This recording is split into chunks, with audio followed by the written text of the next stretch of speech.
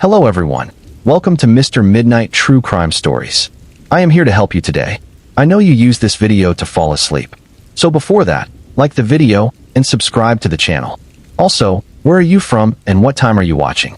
Now get comfortable and relax. There are places in this world where hope arrives quietly, carried in the pockets of those who've decided that somewhere else must be better than here. San Isidro del Valle was one of those places people left behind. A small town nestled in valleys that held on to fog long after sunrise, where opportunities felt as scarce as the rain that rarely came. Maribel Cruz had grown up there, watching her mother work double shifts at the textile factory, watching her father's back bend further with each passing year in the fields. She'd watched her older sister marry at 19 and settle into a life that looked exactly like their mother's. And Maribel had decided, with the quiet certainty that sometimes overtakes young women who've seen enough, that she would write a different story. Puerto Lumbra beckoned from the coast, a city she'd only seen in photographs and heard about in stories from cousins who'd made the journey years before. It wasn't just the ocean she was drawn to, though she'd never seen water that stretched beyond the horizon. It was the promise of something more, the chance to become someone other than the girl from San Isidro who everyone already knew, whose future everyone had already mapped out. She was 22 when she bought the bus ticket, her savings tucked into an envelope that felt both heavy and impossibly light. Her mother had cried at the terminal, holding her face between worn hands, whispering prayers that Maribel only half heard over the rumble of diesel engines. The city met her with noise and salt air, with streets that never seemed to sleep and apartment buildings stacked against each other like children's blocks.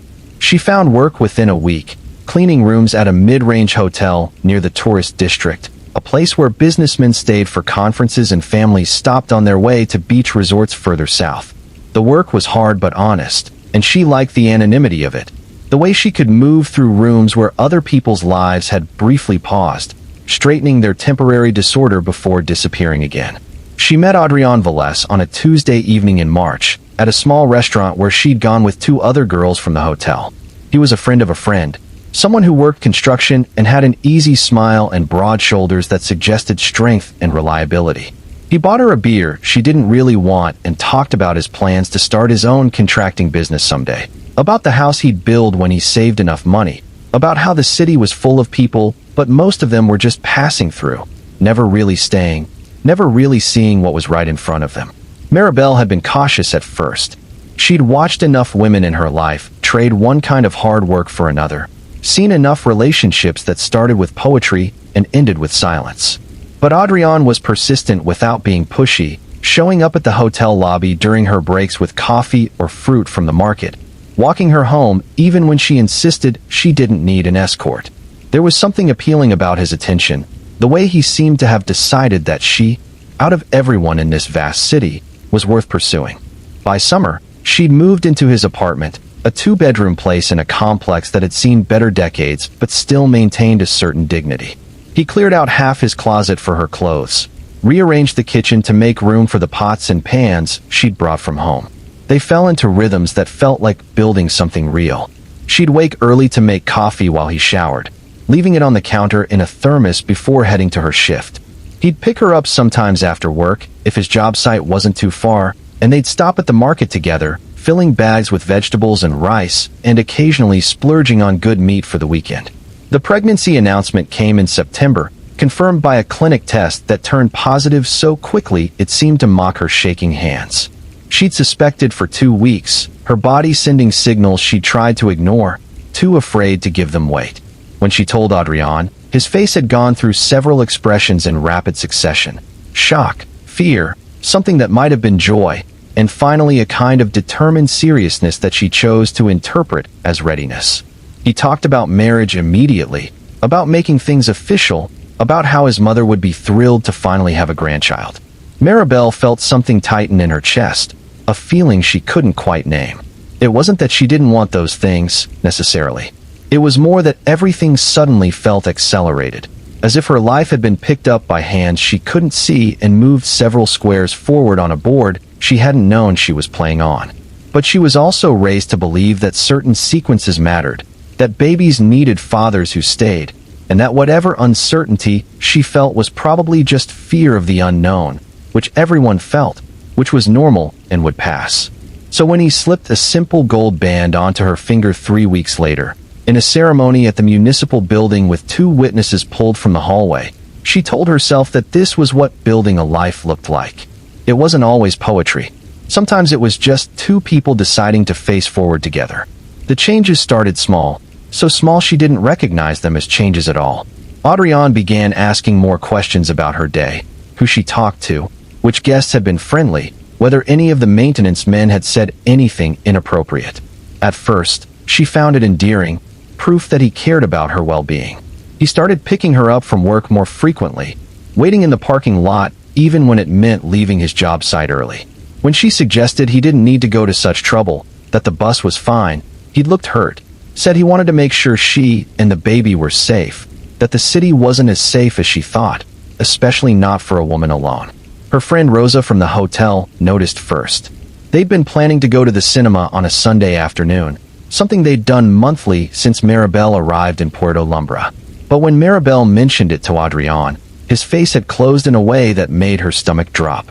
He didn't forbid it exactly. He just asked why she needed to spend time away from home when they had so little time together as it was, when he worked such long hours to provide for their growing family. He reminded her that she'd been tired lately, that she needed rest, that surely Rosa would understand if she couldn't make it this once. That once became a pattern. Invitations from co-workers for birthday celebrations or after-work meals were met with the same hurt expression, the same gentle reminders about her responsibilities, about how other women didn't understand what it meant to be building a real family.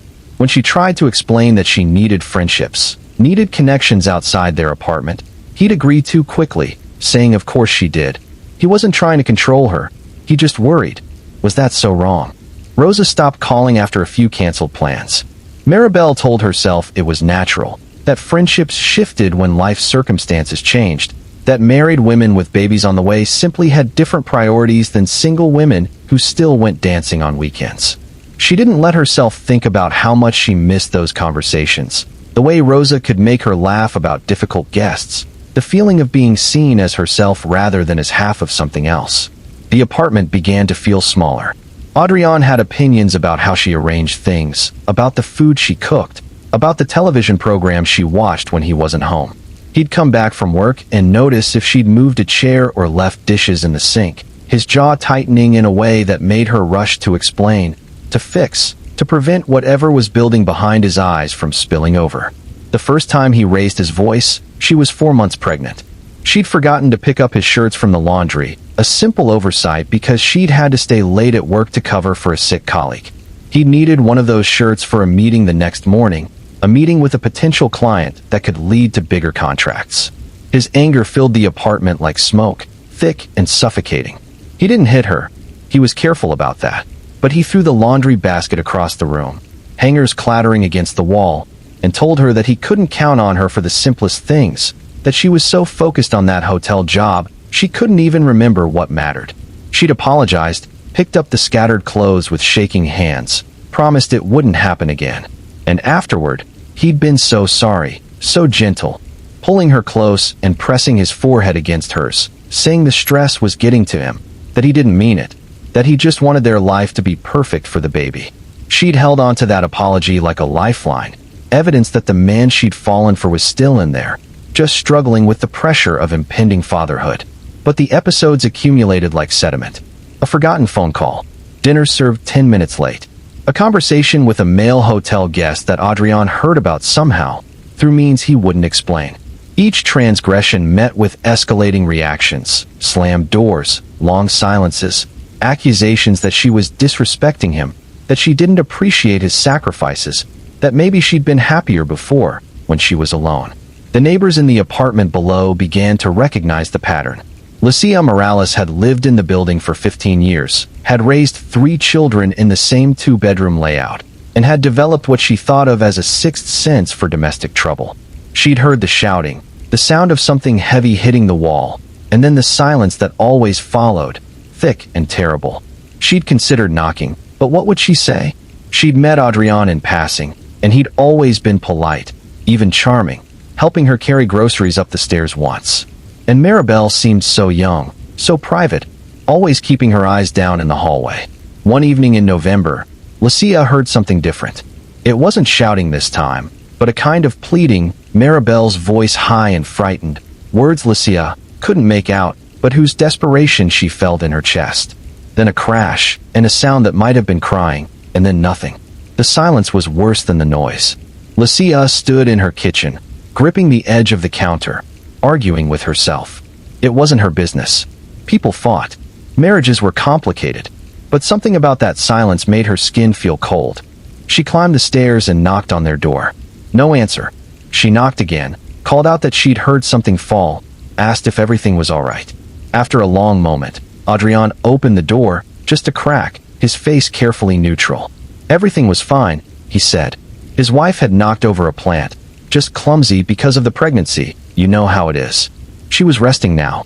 Lucia tried to see past him into the apartment, but he shifted, blocking her view, thanking her for her concern with a smile that didn't reach his eyes. Maribel stopped going to work in December. Adrian said she needed to rest, that the hotel was too demanding, that she'd risked the pregnancy enough already. She'd wanted to protest, to explain that she needed that job, needed the independence of her own money, needed the routine and the people and the proof that she existed as more than just an extension of his life. But she was also tired, bone-deep tired in a way that went beyond the pregnancy, and the path of least resistance seemed easier than fighting battles she wasn't sure she could win. The apartment became her entire world. She watched the hours move across the floor in bands of sunlight, tracked the passage of days by the television schedule. Adrian would leave for work before dawn and return after dark, and the time in between stretched like taffy, endless and sticky.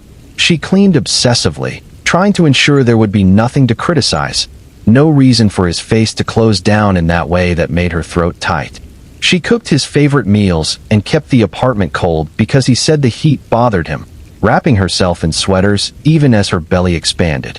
She called her mother once a week, careful to time the calls for when Adrian was definitely at work. She kept her voice bright, told stories about preparing the nursery, about feeling the baby kick, about how excited they both were. Her mother asked careful questions, the kind that suggested she heard something underneath the cheerfulness, but Maribel deflected them. What would she say? That she'd made a mistake? That the man she'd married was not who she'd thought? That she was trapped in a city where she knew no one, pregnant and increasingly isolated, unsure of what would happen if she tried to leave? Her phone began to feel like evidence. Adrian would check it sometimes, casually at first, picking it up while she was in the bathroom, scrolling through her calls and messages. When she protested, he'd say he wasn't snooping, just making sure she wasn't being bothered by scammers or inappropriate contacts. Eventually, she just stopped using it much. There was no one to call anyway. Rosa had drifted away. Her co-workers had stopped reaching out. Her family was hours away, living lives she was no longer part of. The baby moved inside her, a presence that felt both miraculous and terrifying. She'd talk to it sometimes when Adrian was gone, whispering promises she wasn't sure she could keep, telling stories about San Isidro del Valle, about the grandmother the baby would meet someday, about a future that felt increasingly abstract. She wondered what kind of mother she'd be, whether she'd be able to protect this child from whatever darkness had seeped into their home. In January, when she was 7 months along, she found searches on Adrian's laptop. He'd left it open, something he rarely did, and she'd glanced at the screen while wiping down the desk. The browser history showed inquiries about custody laws, about parental rights, about what happened when relationships ended. Her hands had frozen on the cloth. Was he planning to leave? Or was he planning something else, preparing for scenarios she didn't want to imagine? She closed the laptop quickly, as if the knowledge might burn her, and spent the rest of the day in a fog of fear. That night, when he came home, she watched him differently, trying to see beneath the surface, trying to understand what he was thinking. He was quieter than usual, eating his dinner without complaint, but also without conversation. When she asked about his day, he gave one-word answers. When she tried to show him the baby's movements, placing his hand on her stomach, he pulled away after only a moment, saying he was tired. The last call her mother received came on a Tuesday afternoon in late January. Maribel's voice had sounded strange, distant but also urgent. She'd said she was fine, that everything was fine, but there was something in the way she said it that made her mother's chest tighten. She'd asked when they could visit, suggested coming for the birth, offering to help in those first weeks. Maribel had said maybe, that she'd have to check with Adrian, that she'd call back later that week to finalize plans. She never called back. Her mother tried reaching her on Wednesday. The phone rang, but no one answered. She tried again Thursday and Friday, leaving increasingly worried voicemails. By Saturday, she was calling every few hours, her messages shifting from casual to concerned to frightened. She tried to reach Adrian, but his phone went straight to voicemail. She called the hotel where Maribel used to work, but they said she'd left months ago, and no, they hadn't heard from her. On Sunday, Maribel's mother called the Puerto Lumber police. The officer who took her report was polite, but not particularly concerned. Adults had the right to not answer their phones. Domestic situations were complicated. Maybe they'd had a fight. Maybe she needed space. Maybe she'd call when she was ready. The mother tried to explain that something was wrong, that her daughter wouldn't just disappear, that she was pregnant and alone in a city where she knew no one. The officer took down the information, said they'd do a welfare check, told her to call back if she didn't hear anything in a few days. The welfare check consisted of a knock on the apartment door on Monday evening. Adrian answered, looking appropriately concerned when the officers explained why they were there. His wife had gone to stay with a friend, he said. They'd had a disagreement, nothing serious, just the stress of the pregnancy. She'd wanted some space.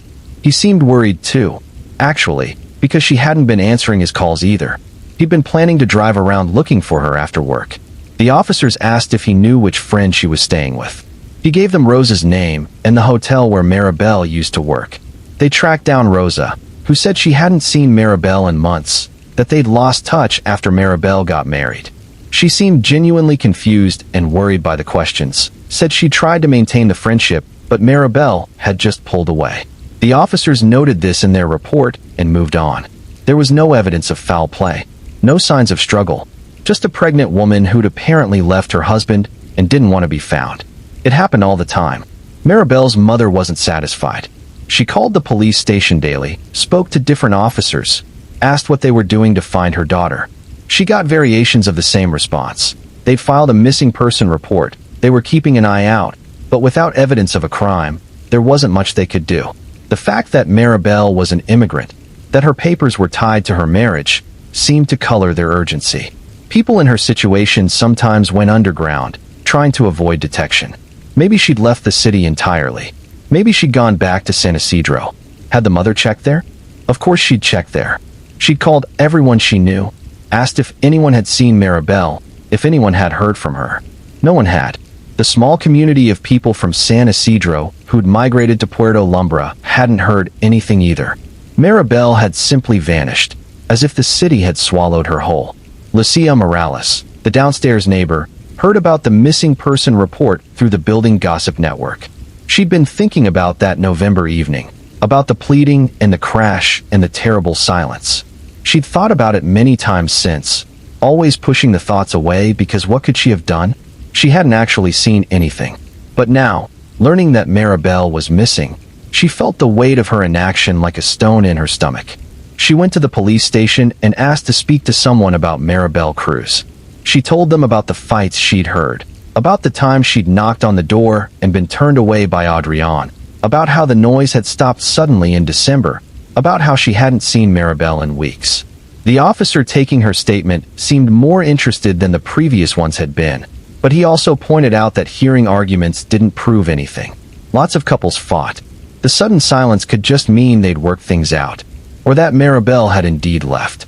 Still, the report added a new dimension to the case. The detective assigned to it, a woman named Carmen Ruiz who'd been working domestic violence cases for a decade, decided to take a closer look at Adrian Velez. What she found made her jaw tighten. He had a record, nothing major enough to have put him away but a clear pattern. An assault charge from 3 years ago that had been pleaded down, a restraining order from an ex-girlfriend that had expired, a drunk and disorderly that resulted in probation. He'd been attending anger management classes as part of that probation, though the records showed spotty attendance. Detective Ruiz requested a search warrant for the apartment. It took 2 weeks to get approved, time during which Maribel's mother aged visibly. her voice over the phone becoming hoarse from crying. When they finally executed the warrant in mid-February, Adrian was at work. They entered the apartment systematically, photographing everything, looking for evidence of what might have happened. The apartment was meticulously clean, almost obsessively so. But there were gaps in that cleanliness, places where something had been removed or altered. The furniture in the living room had been rearranged recently. You could see the indentations in the carpet where a couch had stood for years, now shifted 3 feet to the left. There was a faint smell of bleach coming from the bathroom, strong enough to make eyes water. In the bedroom closet, they found Maribel's clothes, neatly hung, her shoes lined up below. Her purse was there too, with her identification and the small amount of money she'd had. What they didn't find was Maribel. What they didn't find was any trace of where she might have gone. No note, no packed bag, no indication that she'd planned to leave. The nursery was partially set up, a crib still in its box leaning against the wall, a mobile of stars and moons hanging from the ceiling. There were maternity clothes in the laundry basket, a prenatal vitamin bottle in the medicine cabinet with pills still inside. They brought Adrian in for questioning. He came willingly, playing the worried husband convincingly. He repeated the same story. They'd argued. She'd left. He'd been trying to find her. What had they argued about? Just stress, he said. Money, the baby, the normal things couples fight about. Had he hurt her? His face registered shock at the suggestion. Never, he said. He loved his wife. He wanted her home safely. They asked about his past, about the assault charge, the restraining order. He explained those away as misunderstandings, as a younger version of himself who'd made mistakes but had grown, changed, learned better. The anger management classes? He'd completed them mostly. He'd been working on himself. His current employer vouched for him, said he was reliable, hardworking, never caused problems. Without a body, without physical evidence of violence, they had to let him go. They told him not to leave the city, to remain available for further questions. He agreed readily, said he'd cooperate fully, that he wanted answers too. As he left the station, Detective Ruiz watched him, her instincts screaming that he knew exactly what had happened to Maribel Cruz, but knowing and proving were different continents. The investigation continued, though resources were limited and other cases demanded attention. They interviewed neighbors, co-workers from the hotel, anyone who might have seen Maribel in those final weeks. A picture emerged of a woman who'd been increasingly isolated, who'd stopped showing up to places she used to go, who'd seemed anxious the few times people had seen her. But isolation wasn't a crime. Anxiety during pregnancy wasn't unusual. The pieces suggested a troubling situation but didn't form a clear picture of what had actually happened. In March, 3 months after Maribel was last heard from, a partial discovery broke the case open in the worst possible way. A maintenance worker at a construction site on the eastern edge of Puerto Lumbra noticed something while digging a foundation trench. The site had been abandoned for weeks due to permitting issues, and in that time, someone had used it for purposes the developers never intended. The remains were incomplete, and decomposition was advanced, but dental records confirmed what Maribel's mother had known in her bones since that last strange phone call. Her daughter was dead. The medical examiner determined cause of death as blunt force trauma to the head, injuries consistent with being struck repeatedly with a heavy object. The fetus, at approximately 8 months gestation, had not survived. Adrian Velez was arrested the following day. His alibi for the presumed time of death was weak, and his behavior in the months since had raised enough red flags to paint the entire sky crimson. But the case against him was largely circumstantial. They had motive, opportunity, and his history of violence, but no witnesses, no murder weapon, no confession. The trial stretched through the summer and into fall. Maribel's mother attended every day, sitting in the front row with photographs of her daughter clutched in her hands, photographs of a smiling young woman who'd believed that leaving home would lead to something better.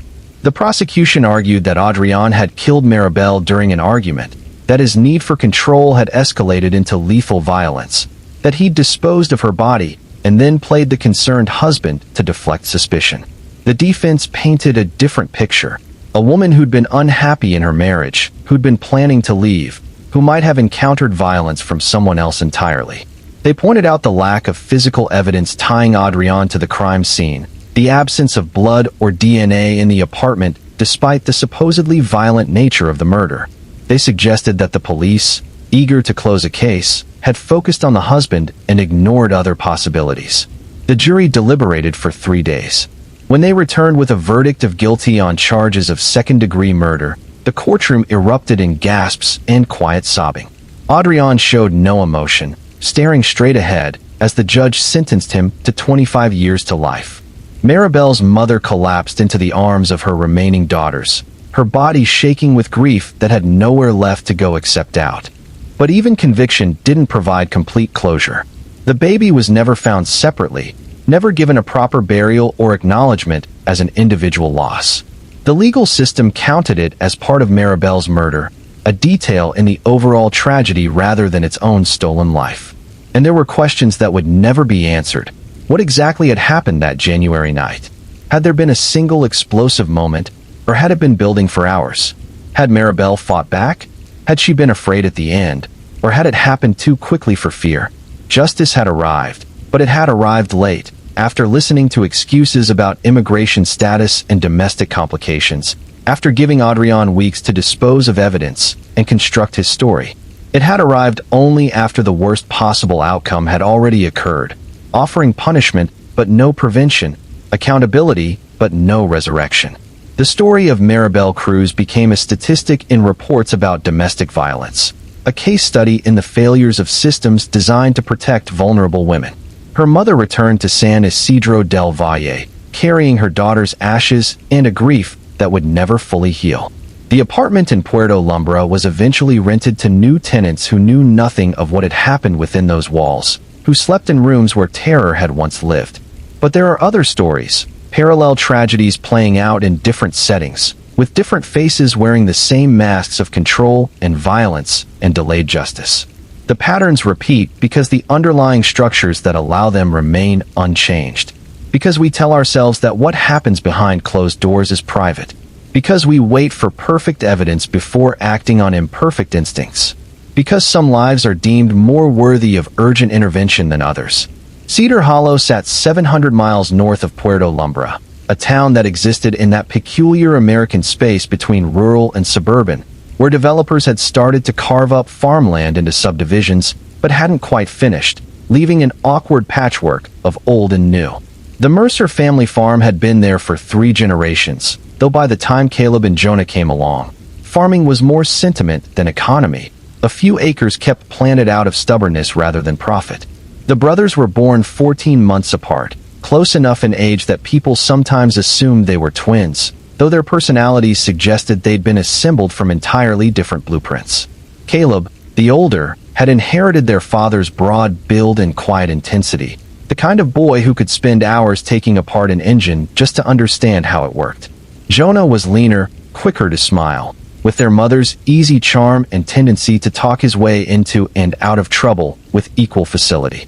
They should have been close, and in some ways they were, sharing the particular knowledge that comes from growing up in the same house, under the same roof, shaped by the same hands. But their father, Daniel Mercer, had the unfortunate habit of loving his children in comparison rather than as individuals.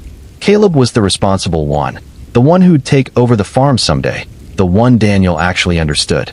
Jonah was the wild card, the one who needed discipline, who needed to be reminded that he wasn't as special as he thought.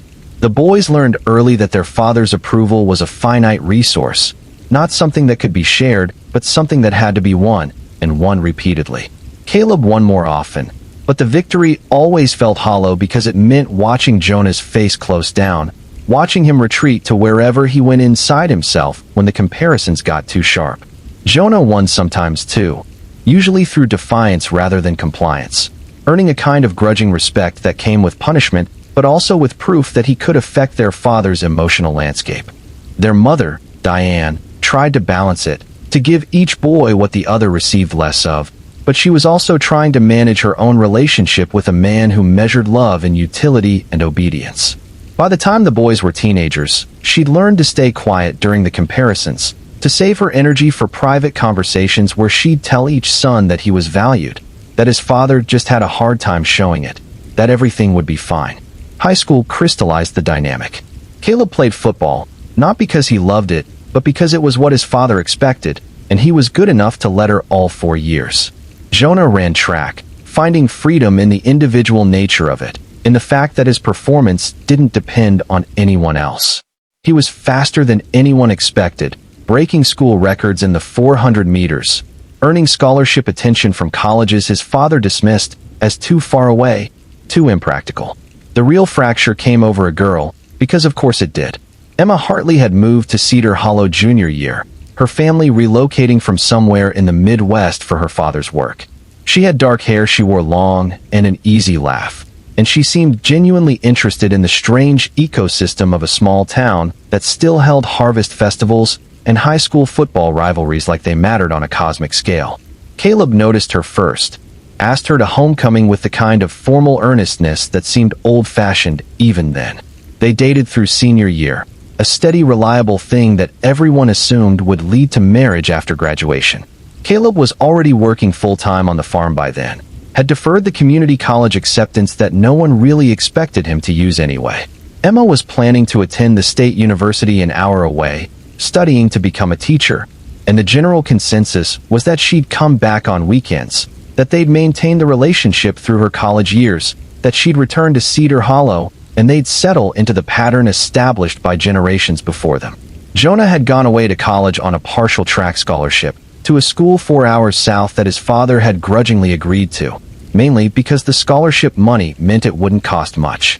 He came back that first Thanksgiving changed in small ways, looser in his movements, more confident, carrying stories about people and places that felt exotic to his family's kitchen table. Emma was there for Thanksgiving dinner, had been invited as Caleb's girlfriend, and Jonah was friendly but appropriate, asking her about her classes, making her laugh with observations about college life that Caleb couldn't share. The affair started at Christmas break, or maybe it had started earlier in some emotional space neither of them wanted to name. Emma had come to a party at the Mercer house, and Jonah had offered to drive her home because Caleb was too drunk, sprawled on the couch with his friends, barely noticing when she left. In the car, there'd been a conversation about feeling trapped, about how Cedar Hollow looked different when you'd been away from it, about whether love was supposed to feel like gravity or like flight. They both knew it was wrong. They also both felt like they'd discovered something true, something that made sense in a way their individual lives didn't. The affair continued through the spring semester, conducted in careful secrets, in text messages deleted immediately, in meetings planned around Caleb's work schedule. Emma told herself she'd end it, that she'd break up with Caleb cleanly, that she'd handle this like an adult. But there was something seductive about the secret itself, about being wanted by two brothers in entirely different ways. Caleb found out in May, through the particular small-town intelligence network, that meant nothing stayed hidden for long. Someone had seen Jonah's truck outside Emma's apartment at 2 in the morning. Someone else had noticed the way they looked at each other at a mutual friend's graduation party. The truth assembled itself from fragments until it was undeniable. The confrontation happened at the farm, in the barn where they'd played as children, where they'd learned to stack hay and mend fences and exist as brothers. Caleb's rage was cold rather than hot, a fury that made his voice quiet and his movements precise. He didn't shout accusations. He stated facts. He detailed betrayals. He explained exactly how Jonah had destroyed not just a relationship, but the fundamental contract of brotherhood. Jonah tried to explain, tried to make Caleb understand that it wasn't about hurting him, that it was about Emma, about feelings that neither of them had planned. But his words sounded hollow even to himself. Excuses dressed up as explanations. Caleb listened in silence until Jonah ran out of words, and then he said simply that Jonah was dead to him, that brothers didn't do what Jonah had done, that he should leave and not come back. Jonah left, returned to school early, tried to build a life that didn't include Cedar Hollow. Emma ended things with both of them, unable to bear the weight of what she'd helped create, and transferred to a college in another state. The Mercer family fractured along the fault line the affair had revealed, with Daniel predictably siding with Caleb, with Diane trying unsuccessfully to mediate, with holiday gatherings becoming tense negotiations about who would attend. But time has a way of eroding even the sharpest grievances, and by the time both brothers were in their late 20s, the anger had settled into something more like resentment, exhausting to maintain at full intensity. Daniel's death from a heart attack forced a temporary truce, brought Jonah back for the funeral, put them in the same room for the first time in years. After the service, after the casserole-bearing neighbors had finally gone home, they'd ended up on the porch with beers neither was really drinking, sitting in the chairs their father used to occupy while surveying his diminishing kingdom. The conversation that followed was stilted, full of things neither said, but it was also a conversation, which felt like progress. Caleb was married by then, to a woman from the next town over, with a toddler daughter. Jonah was working construction in a city downstate, still running sometimes, though not competitively anymore. They agreed to try, to slowly rebuild something that would never be what it was, but might still be worth having. Jonah started coming back for occasional weekends, staying in his old room, helping with whatever work needed doing around the property. They didn't talk about Emma. They talked around her, about other things, building a careful détente that seemed almost stable. The final rupture came over another woman, because the universe has a dark sense of poetry. Jessica Pierce was a waitress at the diner in town, divorced with no kids, pretty in an uncomplicated way that both brothers found appealing. Caleb's marriage had hit rough patches, the kind that accumulate in relationships where people marry young and wake up years later not quite recognizing each other. He wasn't looking to cheat, or so he told himself, but Jessica was easy to talk to, and she didn't carry the weight of his history or expectations about his future. Jonah met her when she served him coffee during one of his visits home. They fell into an easy flirtation that felt harmless, the kind of thing that happens between attractive people with nothing at stake. Except Jonah didn't know about Caleb's interest, and Caleb didn't know about Jonah's. And Jessica, caught in the middle of a dynamic she couldn't fully understand, handled it with less discretion than the situation required. When Caleb found out that Jonah had asked Jessica to dinner, something in him snapped. It wasn't even about Jessica specifically. It was about pattern, about Jonah once again taking something that Caleb had claimed first, about the old wound being torn open by a new hand. They argued over the phone, words escalating quickly from accusation to threat. Caleb demanded Jonah come to the farm to settle this in person. Jonah, in a moment of anger matching his brother's, agreed. He arrived after dark on a Saturday in October, his truck pulling up the long gravel drive with more speed than necessary, spraying stones. Caleb was waiting in the yard, still in his work clothes, his face set in lines that would have warned someone who knew him better to turn around and leave. But Jonah was carrying his own anger, fueled by years of being the lesser son, the disappointing brother, the one whose presence seemed to cause problems just by existing. What happened next was witnessed only by the stars and the indifferent farmland, but the basic facts would later be established by forensic evidence and Caleb's own eventual confession. The argument escalated physically, as they both perhaps knew it would, with years of suppressed violence suddenly finding release. They were evenly matched despite Caleb's size advantage, because Jonah had speed and anger had equalized their capabilities. At some point during the fight, Caleb grabbed a tire iron from the bed of his truck. At some point, he swung it. At some point, Jonah stopped moving. And at some point, Caleb had to decide what to do with a problem that couldn't be undone, in a moment where calling for help would mean explaining the unexplainable. The burial site he chose spoke to planning born of panic. Behind the old barn, where their childhood swing set had stood for decades, rusted now and unused since Caleb's daughter had outgrown it. He dug through the night, adrenaline sustaining him through hours of labor that should have been impossible. He went deep, deeper than necessary, as if distance could somehow lessen the enormity of what he'd done. Jonah Mercer's body went into that hole with his phone, his wallet, everything that identified him as a person rather than a problem. The swing set went back over it, re-anchored into ground that concealed what should have been revealed. By dawn, Caleb had showered, changed, and begun constructing the story he'd maintained for the next 3 years. Jonah had left in anger, driven off into the night, presumably back to his life downstate. No, they hadn't reconciled. Yes, it was sad, but brothers fought, and Jonah had always been the type to disappear when things got difficult. The town accepted this story with minimal questioning. Cedar Hollow was used to young people leaving and not coming back. It was, in many ways, what young people did. Diane tried calling Jonah's phone, which went straight to voicemail, and eventually stopped accepting messages. She filed a missing person report, but Caleb assured her that Jonah was just being Jonah, avoiding conflict, probably embarrassed about the fight. He'd reach out when he was ready. Months became a year. A year became 2.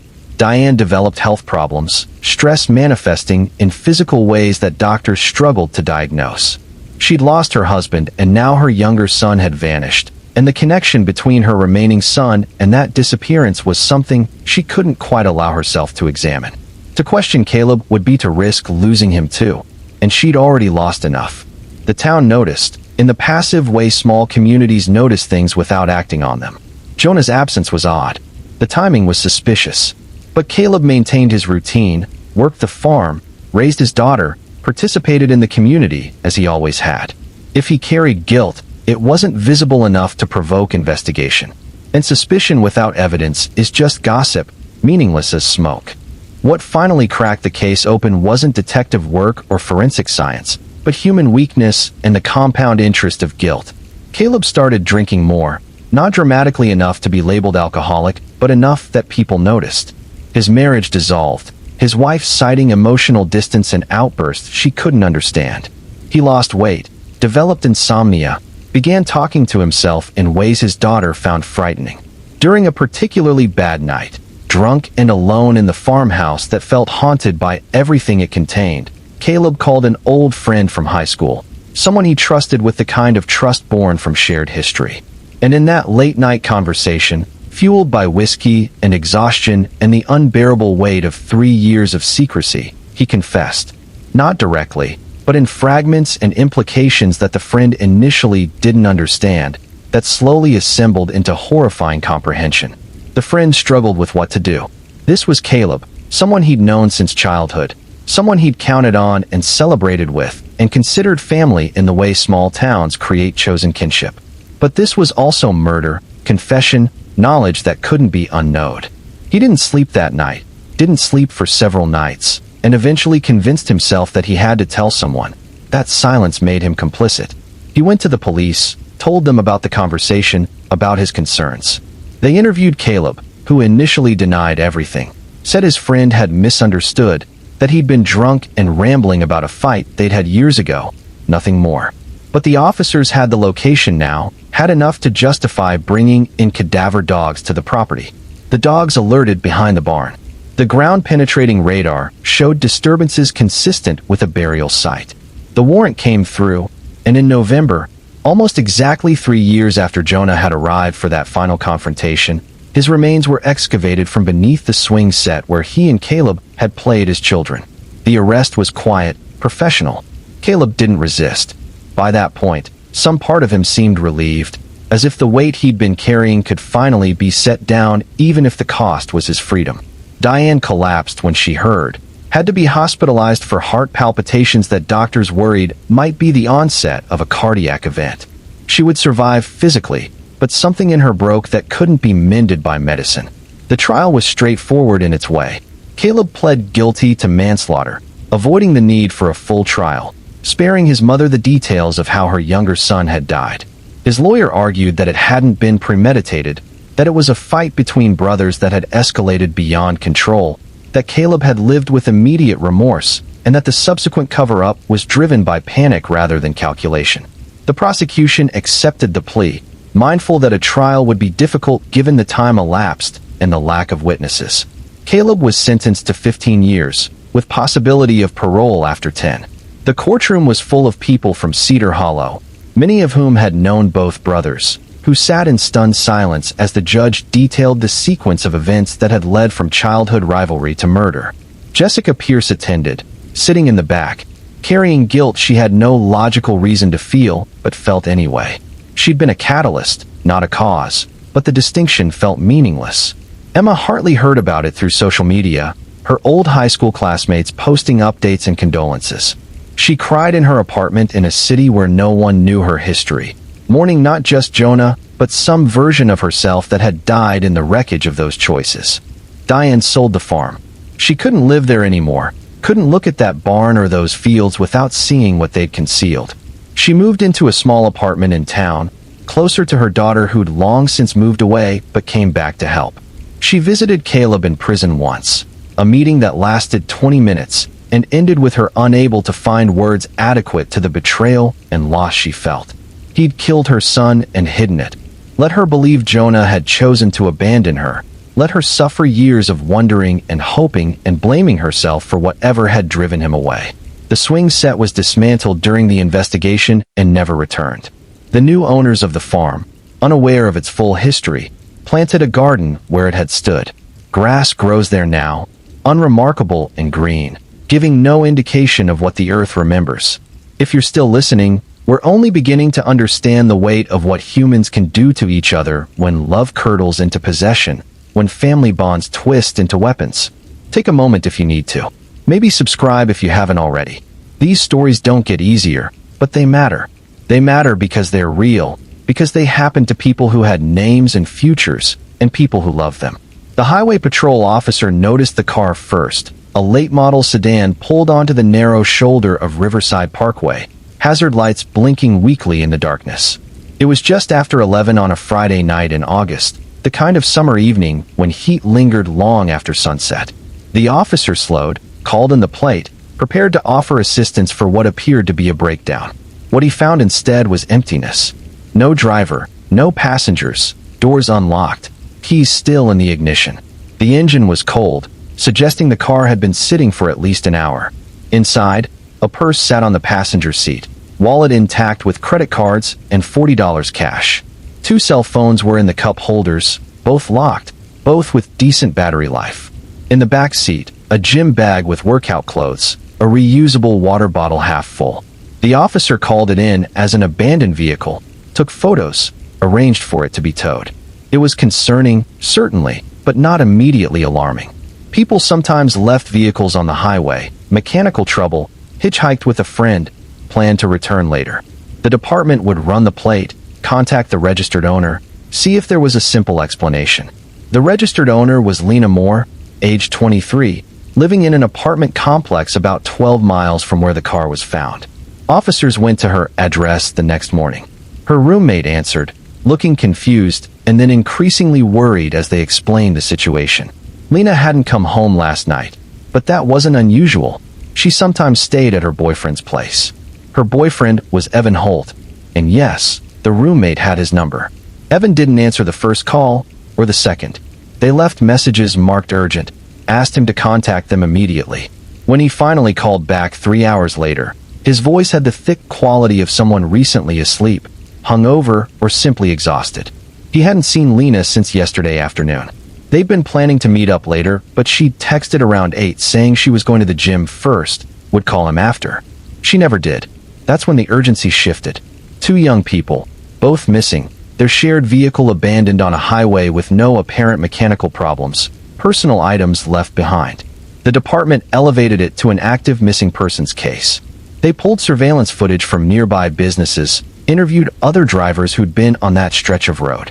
One witness remembered seeing the car stopped, thought he'd seen someone in the driver's seat, but he'd been going 60 miles an hour and couldn't be certain of details.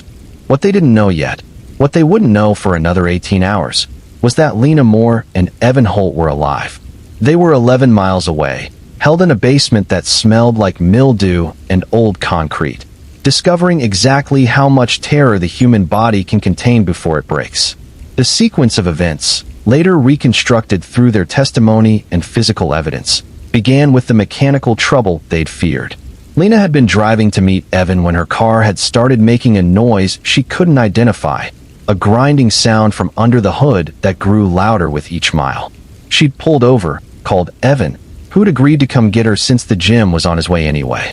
While she waited, a pickup truck had pulled in behind her, hazards on, a man getting out with the confident walk of someone offering help. He was middle-aged, ordinary-looking, wearing jeans and a work shirt, speaking with a local accent about how these roads were dangerous at night, asking if she needed a hand. Lena, raised to be polite, raised to not assume the worst of people, had accepted. He'd looked under the hood, identified a problem she didn't understand, offered to give her a lift to the nearest service station, which was only a few miles up the road. She'd hesitated, thinking of all the warnings about accepting rides from strangers, but he seemed so normal, so genuinely helpful, and the alternative was waiting alone on a dark highway.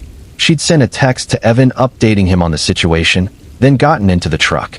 That's when Evan had arrived, pulling up behind the truck, getting out to see what was happening. The man had invited him along too, said there was plenty of room, that they'd have her car towed in the morning. Two people felt safer than one, and Evan's presence made the decision feel less risky. They'd gotten in. The service station the man drove to wasn't open. He'd apologized, said he must have gotten the hours wrong, but suggested another place he knew just a bit further.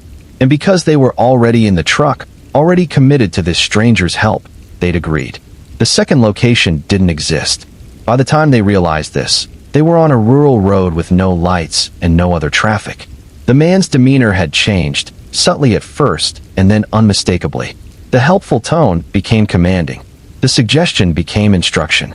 When Evan tried to argue, tried to insist they be let out, the man had pulled out a gun and made clear that compliance was their only option. The basement they ended up in belonged to a house set far back from the road, surrounded by farmland that had gone fallow, where screaming would dissipate into darkness without reaching anyone who cared.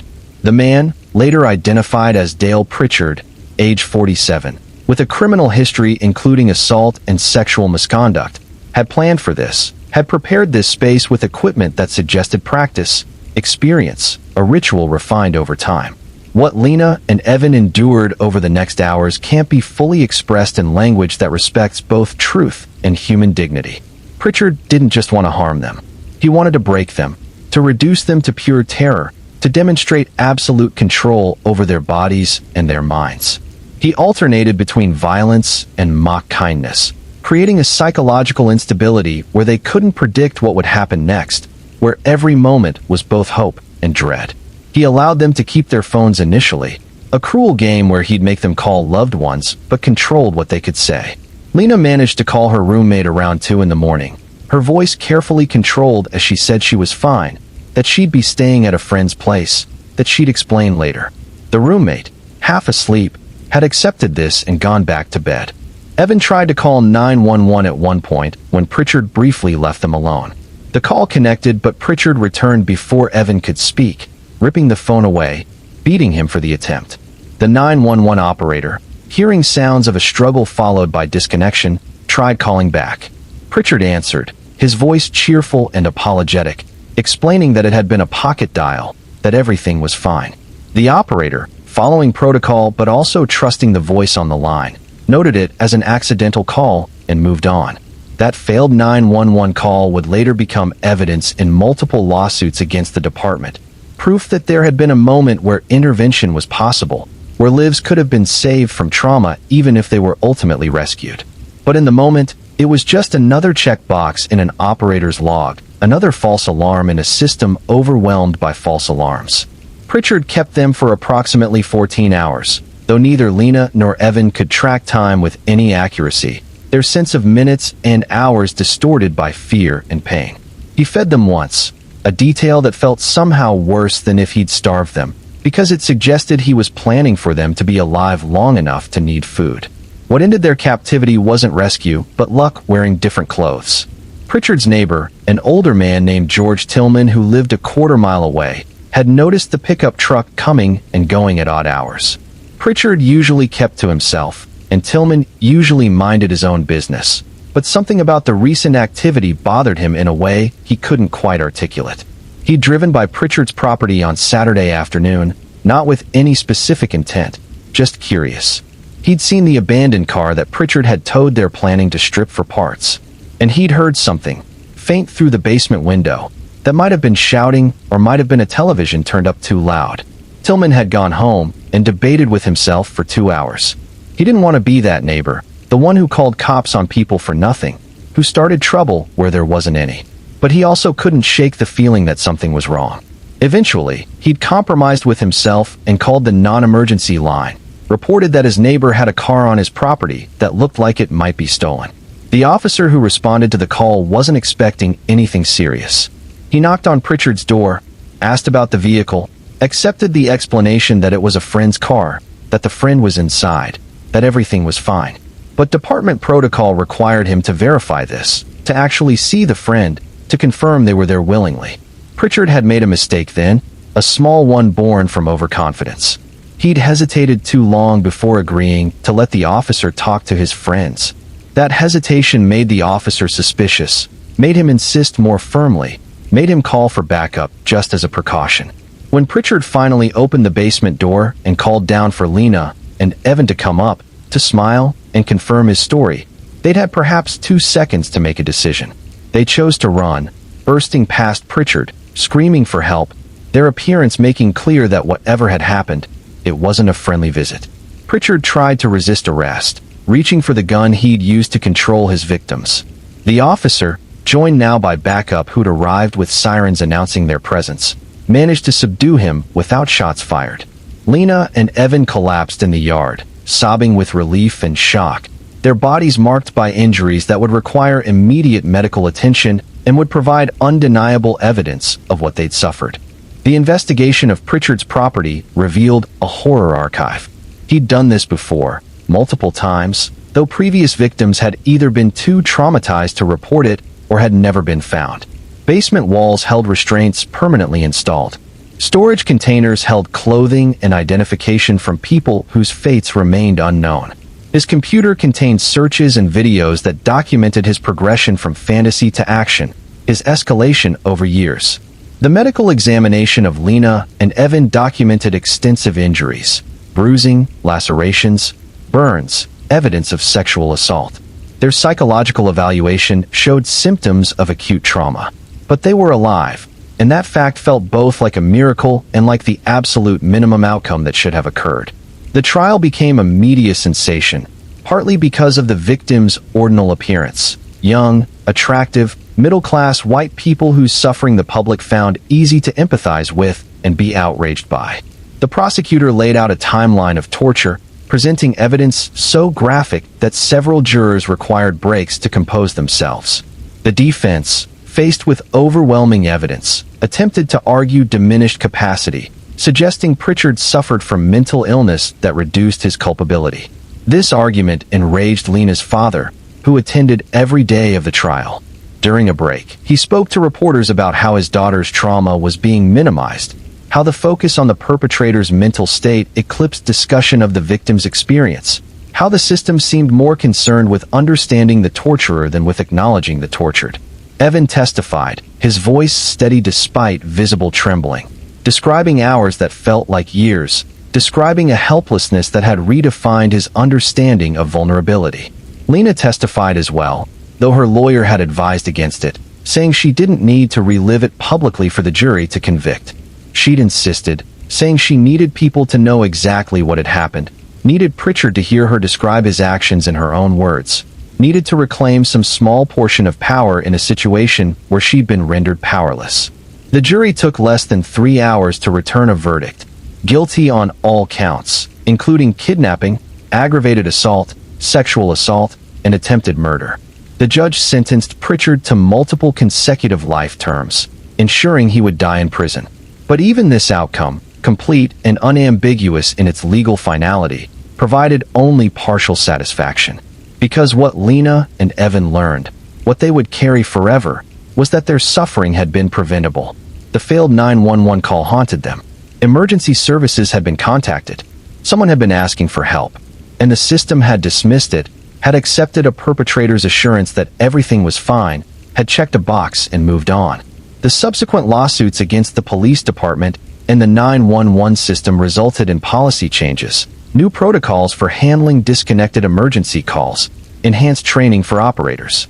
These changes were named for Lena and Evan, though neither took comfort in the honor. They didn't want their names on a policy. They wanted those hours back. They wanted to unknow what humans are capable of when given absolute power over other humans. Both struggled with returning to normal life. Lena developed severe PTSD, unable to drive alone, unable to accept help from strangers, unable to sleep without medications that left her groggy and disconnected. Evan cycled through therapists trying to find someone who could help him process an experience that resisted processing, that sat in his mind like a foreign object his thoughts couldn't digest. Their relationship didn't survive. There was too much shared trauma, too many triggers embedded in each other's presence.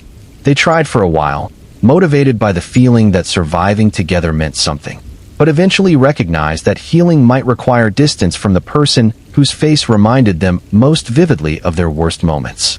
The policy changes bearing their names were implemented across the state, then adopted as models for other jurisdictions. Training videos used their case as a cautionary tale, teaching dispatchers to trust their instincts, to follow up on disconnected calls more aggressively, to understand that politeness and normalcy could be masks for ongoing violence. These were meaningful changes, reforms that would likely save lives. But they were also reactive rather than proactive, responses to horror that had already occurred rather than systems designed to prevent such horror in the first place. The 911 operator who'd taken Evan's call lived with her own trauma, knowledge that she'd been part of a chain of decisions that had left 2 people in hell for hours longer than necessary. She eventually left the job, unable to shake the weight of that moment, unable to answer calls without wondering if she was missing something, if normalcy was camouflaging crisis. She'd followed protocol perfectly. She'd done exactly what she was trained to do. And it hadn't been enough, because the protocol itself was flawed, built on assumptions about how emergencies announced themselves that didn't account for victims who couldn't speak freely or perpetrators skilled at deception. The basement where it happened was eventually filled in, the house torn down, the property sold to developers who built a small subdivision of starter homes where young families now live, unaware of what the ground beneath their foundations once concealed. Dale Pritchard sits in a maximum security prison, his every movement monitored, his access to the outside world reduced to the minimum the law requires. But Lena Moore and Evan Holt are still living in the aftermath, still navigating a world that feels fundamentally unsafe, still trying to reconcile their trauma with a society that wants them to heal on a schedule convenient for everyone's comfort. They are alive, which matters. But survival isn't the same as being whole, and rescue isn't the same as being saved. The cases begin to blur now, not because they're less distinct, but because the patterns become unavoidable. Different faces, different settings, but the same underlying dynamics. Power and vulnerability, silence and delayed action, systems that protect some lives more urgently than others. Elaine Porter was 38 when she died in a house fire that investigators initially classified as accidental. She lived in a middle-class subdivision in a mid-sized city, in a home she shared with her husband Marcus and their 2 children, ages 8 and 11. The fire started around 2 in the morning, originating in the garage according to preliminary reports, spreading quickly through a house that should have had working smoke detectors, but somehow didn't. Marcus and the children escaped with minor injuries. Elaine did not. Her body was found in the master bedroom, death attributed to smoke inhalation, a tragedy but not, at first glance, a crime. The local news covered it as they cover such things, a devastating loss, a family torn apart by misfortune, a reminder to check your smoke detectors and practice fire safety. But Elaine's sister, Patricia, attended the funeral carrying suspicions she'd been harboring for years. She'd watched her sister's marriage from the outside, seen the gradual diminishment of someone who'd once been vibrant and opinionated, watched Elaine become quieter, more careful, more focused on managing Marcus's moods than expressing her own thoughts. There had been incidents Patricia knew about. A broken arm Elaine claimed came from a fall down the stairs, bruises that appeared and were explained away, a black eye that Elaine said resulted from walking into a cabinet door. Patricia had asked directly once if Marcus was hurting her. Elaine had denied it with the kind of firmness that suggested she'd practiced the denial, that she knew the question was coming and had prepared her response. Now Elaine was dead, and Marcus was performing grief in a way that felt rehearsed. He cried at appropriate moments, accepted condolences with visible emotion, spoke about his wife in terms that sounded like he was describing a stranger he'd once known. Patricia watched him and felt certainty crystallize. He'd done this, somehow, in some way that he thought would look accidental. She went to the police with her concerns. The detective assigned to the case, already drowning in active investigations, listened with the patience of someone who's heard many conspiracy theories from grieving relatives. He explained that fires were investigated thoroughly, that arson investigators had examined the scene, that there was no evidence of foul play. Sometimes tragedies were just tragedies. Patricia insisted. She detailed the history of suspected abuse, the financial problems she knew the couple had been experiencing, the life insurance policy that Marcus had increased just 6 months earlier. The detective took notes, promised to look into it, and Patricia left feeling like she'd done her duty, but unsure if it would matter. What she didn't know was that her testimony, combined with a few other anomalies the arson investigator had noted but not emphasized, was enough to keep the case from being fully closed. The investigator had found accelerant patterns that were consistent with accidental causes but could also be explained by intentional fire setting. The smoke detectors throughout the house had all been disabled, batteries removed, which Marcus claimed he'd done during a renovation and forgotten to replace. Possible, but also convenient. The medical examiner took a second look at Elaine's body, this time with the question of homicide in mind. What he found changed everything. Elaine had died of smoke inhalation, yes, but she'd also sustained a head injury before the fire started, an injury consistent with being struck or falling under force. Her blood work showed elevated levels of sleeping medication, far more than a normal dose, despite the fact that Marcus claimed she didn't take sleeping pills. The investigation reopened, this time as a potential homicide. Detectives interviewed the children carefully, with child psychologists present. The 8-year-old couldn't provide much useful information, but the 11-year-old, a daughter named Sophie, had memories that complicated Marcus's timeline. She remembered being woken by her father, being told to get her brother and go outside quickly. She remembered that her mother's bedroom door had been closed, which was unusual because her mother always slept with it open to hear if the children needed her. Sophie remembered her father making a phone call before calling 911, though she couldn't say who he'd called. She remembered him seeming calm, not panicked, instructing them on what to do with a clarity that seemed strange for someone whose house was burning. These were small details, easily explained away individually, but together they suggested a narrative different from the one Marcus had presented. The financial investigation revealed more problems than even Patricia had known about. Marcus had massive gambling debts, money borrowed from people who didn't use traditional collection methods. He'd taken out a second mortgage on the house without telling Elaine. He'd maxed out credit cards she didn't know existed. The life insurance policy he'd increased was worth $500,000, enough to clear his debts and start fresh. They found evidence of an affair, emails between Marcus and a woman from his office, messages discussing futures that included Marcus but not his current family. The woman claimed ignorance of any plan to harm Elaine, said she'd been promised divorce, not widow status, and her horror at the implications seemed genuine enough that investigators believed her. The case against Marcus Porter was circumstantial but compelling. Motive in the form of debt and infidelity, opportunity in the form of access and isolated circumstances, and means in the form of a fire that investigations now suggested was deliberately set to appear accidental. They arrested him 8 months after Elaine's death, charging him with first-degree murder and arson. The trial dragged through a year of motions and delays. Marcus's defense team argued that the evidence was speculative, that debt and affairs didn't prove murder, that the fire could still have been accidental, and the head injury could have occurred as Elaine tried to escape. They portrayed him as a grieving husband being persecuted because his marriage wasn't perfect, because he'd made mistakes, but not murderous ones.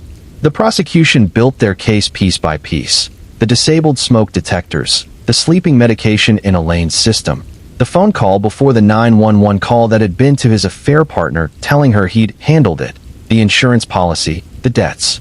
They brought in experts who testified that the fire pattern was consistent with intentional setting. They brought in Sophie, who testified with heartbreaking clarity about a father who'd saved her and her brother, but had left their mother behind closed doors. The jury deliberated for 5 days, a length that terrified Patricia and the prosecution team. When they finally returned with a verdict, guilty on all counts, the courtroom reactions were mixed. Patricia sobbed with relief. Marcus showed no emotion, his face a mask that gave away nothing. His children, who'd been living with Patricia since his arrest, were not present, spared the trauma of seeing their father condemned. Marcus Porter was sentenced to life without possibility of parole. In a statement to the court, he maintained his innocence, claimed he was the victim of a rush to judgment, said he loved Elaine and would never have harmed her. The judge listened without visible reaction and then detailed the evidence that had led to conviction, making clear that this was not a miscarriage of justice, but its proper function. Elaine's death became a case study in how domestic violence can escalate to homicide, how financial stress and infidelity can create conditions where murder seems like a solution, how perpetrators can hide their intentions behind performances of normalcy. But for Patricia, for Sophie and her brother, it was not a case study. It was a permanent absence, a mother and sister who should still be alive, who would still be alive if anyone had intervened earlier, if Elaine had felt safe enough to leave, if the systems designed to protect vulnerable people had functioned before tragedy made them moot. The children entered therapy, carrying trauma that would shape their development in ways impossible to predict. Sophie struggled with trust, with the knowledge that her father had saved her while killing her mother, with the cognitive dissonance of loving someone who'd done something unforgivable. Her brother, younger and with less clear memory, cycled through phases of denial and acceptance, sometimes insisting their mother had died in an accident, sometimes acknowledging the truth only to retreat from it when it became too heavy to hold. Patricia became their legal guardian, inheriting children she loved but wasn't prepared to raise, navigating a grief that mixed with rage and guilt. She wondered endlessly if she could have done more, if she could have convinced Elaine to leave, if her earlier suspicions should have pushed her to more aggressive intervention. The therapy she attended alongside the children helped, but it didn't erase the fundamental unfairness of a situation where being right about Marcus provided no comfort, no victory, only the bitter confirmation that someone she loved had died preventably. The house was eventually sold, the insurance money that Marcus had killed for going instead to his children's trust fund, managed by Patricia until they reached adulthood. The new owners renovated extensively, perhaps aware of the history, perhaps just following their own aesthetic preferences. The neighborhood where it stood continued on, other families moving in and out, the tragedy fading into local history, remembered by those who'd known Elaine, but forgotten by those who hadn't. Marcus sits in prison, maintaining his innocence to anyone who'll listen, filing appeals that are routinely denied. He writes letters to his children that Patricia intercepts, unwilling to expose them to his continued manipulation.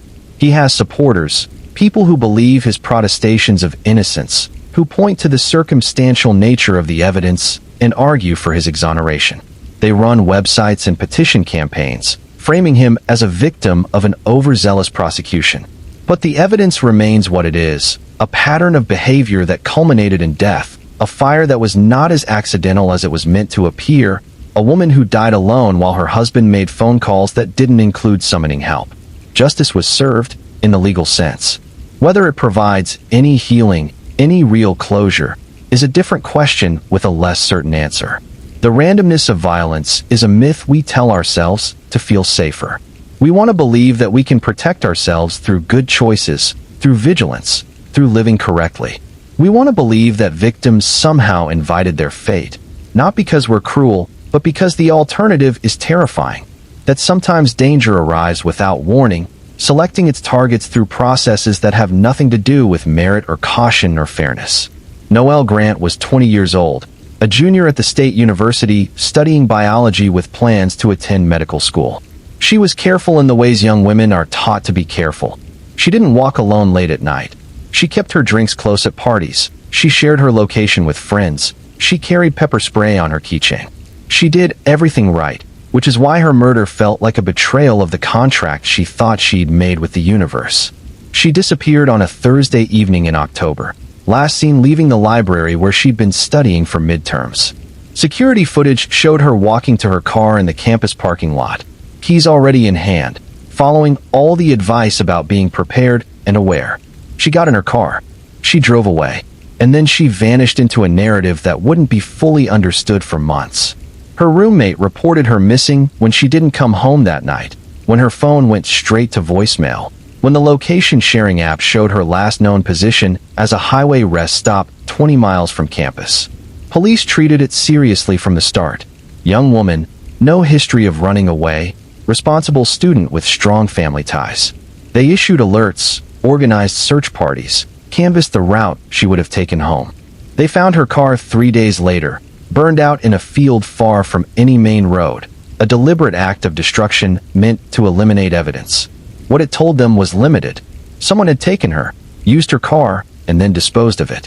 What happened in between remained unknown, and the burned wreckage offered few clues beyond confirming that this was not a case of voluntary disappearance. The search intensified, expanded, became a media focus. Noelle's parents appeared on local news, pleading for information, offering a reward, projecting the desperate hope that maybe she was still alive somewhere, that maybe whoever had taken her could be convinced to let her go. The campus held vigils, hundreds of students gathering with candles, their fear barely concealed beneath expressions of solidarity. Noelle's body was found 5 weeks after her disappearance, in a wooded area that searchers had already combed twice, suggesting it had been moved there recently. The medical examiner determined she'd been dead for most of those 5 weeks, killed within days of her disappearance. The cause of death was strangulation. There was evidence of sexual assault. The scenario the evidence suggested was one of abduction, assault, murder, and then weeks of the killer keeping her body before finally disposing of it. The randomness of it shattered the campus's sense of security. Noelle hadn't been targeted for any reason related to her specific identity or actions. She'd just been there, accessible, chosen by someone whose selection criteria were unknowable and therefore impossible to defend against. If it could happen to her, careful, smart, aware, it could happen to anyone. The investigation followed forensic leads, DNA evidence from her body that got run through databases looking for matches. They interviewed her friends, her professors, anyone who might have had contact with her in those final days. They built a timeline of her movements, identified everyone who'd been in the library while she studied, who'd been in the parking lot when she left. The break came from the DNA. It matched a man named Derek Moss, age 34, who had a minor criminal record, trespassing, disorderly conduct, but nothing violent, nothing that had put him on anyone's radar as a potential murderer. He worked at a warehouse on the edge of town, lived alone in a rental house, had few friends, and a digital footprint that suggested someone who spent most of his time online in forums and communities that investigators would later describe as concerning but not explicitly illegal. When they arrested him, he didn't resist. He didn't confess, but he didn't seem surprised either, as if he'd been expecting this eventually. His house yielded more evidence: Noelle's belongings, items taken from her car before it was burned, photographs on his computer that he'd taken of her body. The depravity of his actions was matched only by his apparent lack of remorse, or even understanding that what he'd done was monstrous rather than merely unfortunate. The trial became a battleground over Derek Moss's mental state. The prosecution argued he was a predator who'd planned and executed a kidnapping and murder, who'd selected a victim and acted with clear intent. The defense argued he suffered from severe mental illness, that he couldn't distinguish right from wrong, that he'd been driven by compulsions he couldn't control. Psychiatrists testified on both sides, offering contradictory assessments of Moss's capacity and culpability. He'd been diagnosed with various disorders over the years: depression, anxiety, some suggested autism spectrum disorder, but nothing that clearly indicated violent tendencies or predicted homicidal behavior. The defense leaned heavily on this diagnostic history, painting Moss as someone failed by mental health systems, someone whose illness had escalated unchecked until it exploded into violence. The prosecution countered that mental illness didn't excuse murder, that plenty of people with the same diagnoses never harmed anyone, that Moss had demonstrated enough capacity to plan, execute, and attempt to conceal his crimes, that clearly he'd understood what he was doing. They brought in Noelle's parents, who testified not about the crime but about their daughter, about who she'd been and what she'd meant, about the future that had been stolen from her. The jury struggled. Mental illness complicated straightforward moral judgment, raised questions about responsibility and capacity that most jurors had never seriously considered. After 8 days of deliberation, they returned a verdict: guilty of first-degree murder, but with a recommendation for psychiatric treatment rather than standard incarceration. The judge sentenced Moss to life in a psychiatric prison facility, a compromise between punishment and treatment that satisfied no one completely. Noelle's family felt like his mental illness had been used to minimize his accountability, to generate sympathy for a killer, while their daughter's suffering was treated as secondary. Mental health advocates worried the case would be used to stigmatize people with mental illness, to conflate diagnosis with danger in ways that harmed far more people than it protected. The campus eventually returned to its rhythms, though something had shifted. Security measures increased. Enrollment in self-defense classes spiked. Parking lot lighting was improved. These were tangible responses to an intangible fear, Attempts to create safety in a world that had proven itself unsafe in ways that couldn't be fully prevented by better lighting or self-defense training. Noelle's parents established a scholarship in her name, funding for biology students who demonstrated both academic excellence and commitment to service. It was a way to keep her memory active, to create some small positive outcome from unbearable loss. But they also became advocates for victims' families, speaking about how the justice process often felt like a secondary trauma, how trials focused more on perpetrators than victims, how families were left to navigate complex legal systems while carrying grief that made simple tasks feel impossible. The case raised larger questions about randomness and responsibility, about how we assess culpability when mental illness is involved, about whether justice requires punishment or treatment, or some combination neither system is designed to provide. These questions remained unresolved, addressed differently in different contexts, by different juries and judges operating within guidelines that acknowledged complexity without fully resolving it. Derek Moss remains in psychiatric prison, a subject of ongoing evaluation and treatment, someone who will likely never be released, but whose continued existence raises questions about what we owe to people who've done monstrous things while possibly being unable to fully understand their own monstrosity. Noelle Grant remains dead, her life cut short by violence that was both completely random and utterly intentional, chosen by someone whose selection process had nothing to do with who she was and everything to do with who he was. The rest stop where her phone last pinged became an informal memorial for a while. Flowers and teddy bears left by people who hadn't known her but felt connected to her story, felt the vulnerability her death exposed. Eventually the items were cleared away. The spot returned to being just another rest stop along a highway where thousands of people pass daily, unaware of the tragedy that briefly made this unremarkable location significant. If you're still with me, I want you to take a breath. These stories carry weight, and that weight is intentional. They matter because they happened, because they reveal patterns we need to see, because forgetting serves no one except those who benefit from our collective amnesia. If these cases are affecting you, that's appropriate. They should affect you. Consider liking the video if you haven't already. We're moving deeper now, into territories where time itself becomes a weapon. Some cases don't end. They pause, suspended in a state between crime and consequence, between harm and acknowledgement, waiting for circumstances to shift enough that resolution becomes possible. These are the cold cases, the unsolved disappearances, the mysteries that haunt communities long after media attention fades, carried forward by families who refuse to let silence become permanent. Hannah Blake was 17 when she disappeared in 1997, a high school senior with college acceptance letters and a summer job lined up, a girl standing on the threshold of adulthood without knowing she'd never cross it. She'd gone to a party on a Friday night in June, at a house where parents were away and supervision was minimal, the kind of gathering that happened in every town where teenagers tested boundaries and adults pretended not to notice. Witnesses saw her there, drinking but not excessively, laughing with friends, dancing to music that the year would be remembered for.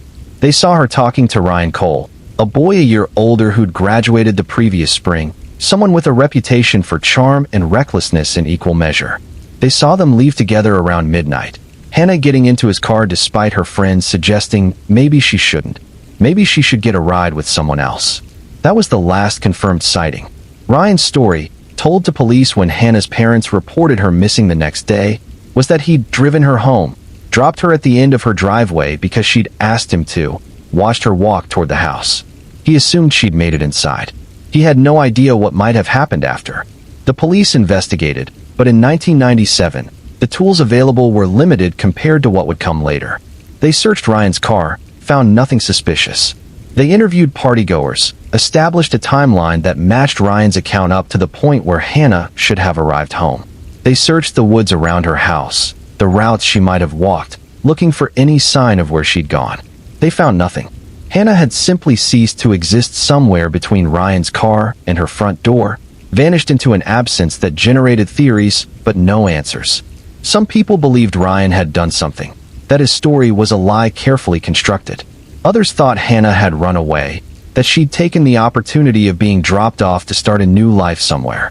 Still others imagined scenarios involving strangers, random violence, terrible luck. Her parents spent everything they had on private investigators, on reward money, on efforts to keep her case visible in a media environment that moved quickly from one tragedy to the next. They divorced 3 years after her disappearance. Their marriage unable to survive the strain of indefinite grief, of sleeping in a house where her room remained exactly as she'd left it, shrine to a daughter who might still come home or might already be long dead. Ryan Cole moved away, started a life in another state, periodically contacted by investigators as new leads emerged and fizzled. He maintained his story consistently. He dropped her off, she'd been alive and fine. Whatever happened next had nothing to do with him. He seemed annoyed more than concerned, frustrated that this event from his past kept intruding on his present, as if Hannah's disappearance was an inconvenience he'd suffered rather than a tragedy he might have caused. The case went cold formally in 2003, files boxed and stored, investigation suspended pending new evidence that seemed increasingly unlikely to emerge. Hannah's mother, Linda Blake, continued alone, maintaining a website dedicated to finding her daughter, posting on early social media platforms, keeping Hannah's face and story circulating in whatever digital spaces would accommodate her desperate persistence. She died in 2014, a heart attack that doctors attributed to stress and grief, her last years consumed by a search that never ended because it never succeeded. Hannah's father, remarried and living across the country, attended the funeral but seemed hollowed out, a man who'd survived losing his daughter only to watch his ex-wife destroyed by that same loss. The case would have stayed closed, another tragic unsolved mystery in a country full of them. Except for the podcasting boom, and the particular way certain crimes captured public imagination. In 2019, a true crime podcast called Lost Girls dedicated a full season to Hannah's case. 10 episodes that re-examined evidence, interviewed original witnesses, and applied modern analytical techniques to a decades-old mystery. The podcast became massively popular, downloaded millions of times, discussed in online communities where amateur sleuths compared notes and developed theories. The attention brought new witnesses forward, people who'd been at that party 22 years earlier, who'd been too scared or too young to speak to police then, but who felt compelled by the podcast's investigation to share what they remembered. One woman, Sarah Mitchell, had been 14 at the time, had attended the party despite being too young, had seen Ryan and Hannah leaving together. But she'd also seen something else. Ryan returning to the party alone. Approximately 45 minutes later, his shirt changed from what he'd been wearing earlier, his demeanor different, agitated rather than relaxed. She'd thought it was odd, but hadn't understood its significance, hadn't connected it to Hannah's disappearance in ways that seemed relevant to police investigation. Another witness, Marcus Rowe, revealed that Ryan had asked to borrow a shovel the next morning, had returned it hours later with dirt on the blade, had made a joke about digging a garden that seemed strange given Ryan had never expressed interest in gardening before or after. Marcus had forgotten about this for years, the memory only surfacing when the podcast's detailed reconstruction triggered the association. Armed with these new testimonies, police reopened the investigation in 2020. They obtained warrants to search properties that Ryan had access to in 1997, including his parents' land where the borrowed shovel suggested excavation. Ground-penetrating radar found an anomaly in a wooded section of the property, consistent in size and depth with a human burial. The excavation that followed was painstaking, archaeologists working alongside forensic teams to carefully reveal what had been hidden for 23 years. They found Hannah's remains, skeletal but identifiable through dental records, buried with jewelry her parents recognized immediately. Confirmation that ended years of terrible uncertainty with terrible certainty. The medical examiner couldn't determine exact cause of death from the skeletal remains, but the circumstances made the conclusion clear enough for charging purposes. Ryan Cole was arrested in 2021, nearly a quarter century after Hannah's disappearance, charged with first-degree murder based on evidence both old and new. His trial in 2022 was complicated by the passage of time. Memories had faded or been contaminated by subsequent discussions. Physical evidence was limited by decomposition and decades of environmental exposure. The defense argued that the case was too old to prosecute fairly, that witnesses couldn't be trusted to remember accurately after so long, that circumstantial evidence from 1997 couldn't meet modern standards of certainty. But the prosecution had enough. The burial site on property Ryan had access to, witnesses who remembered his behavior inconsistent with innocence, his own statements from 1997 that contained details now proven false. The jury convicted him after 4 days of deliberation, finding that even imperfect evidence accumulated to a weight that exceeded reasonable doubt. Ryan Cole, now 44 years old, was sentenced to life in prison for a murder he'd committed at 19, a crime he'd successfully hidden until technology and public interest combined to uncover what he'd thought was permanently concealed. He maintains his innocence, claims he's a victim of false memory and public hysteria driven by podcast entertainment, suggests that someone else must have buried Hannah on his parents' property without his knowledge. Linda Blake never knew that Hannah had been found, never knew that the question she'd died asking, "What happened to my daughter?" had an answer. Her other children, Hannah's siblings, attended the trial, feeling satisfaction that was laced with anger about timing.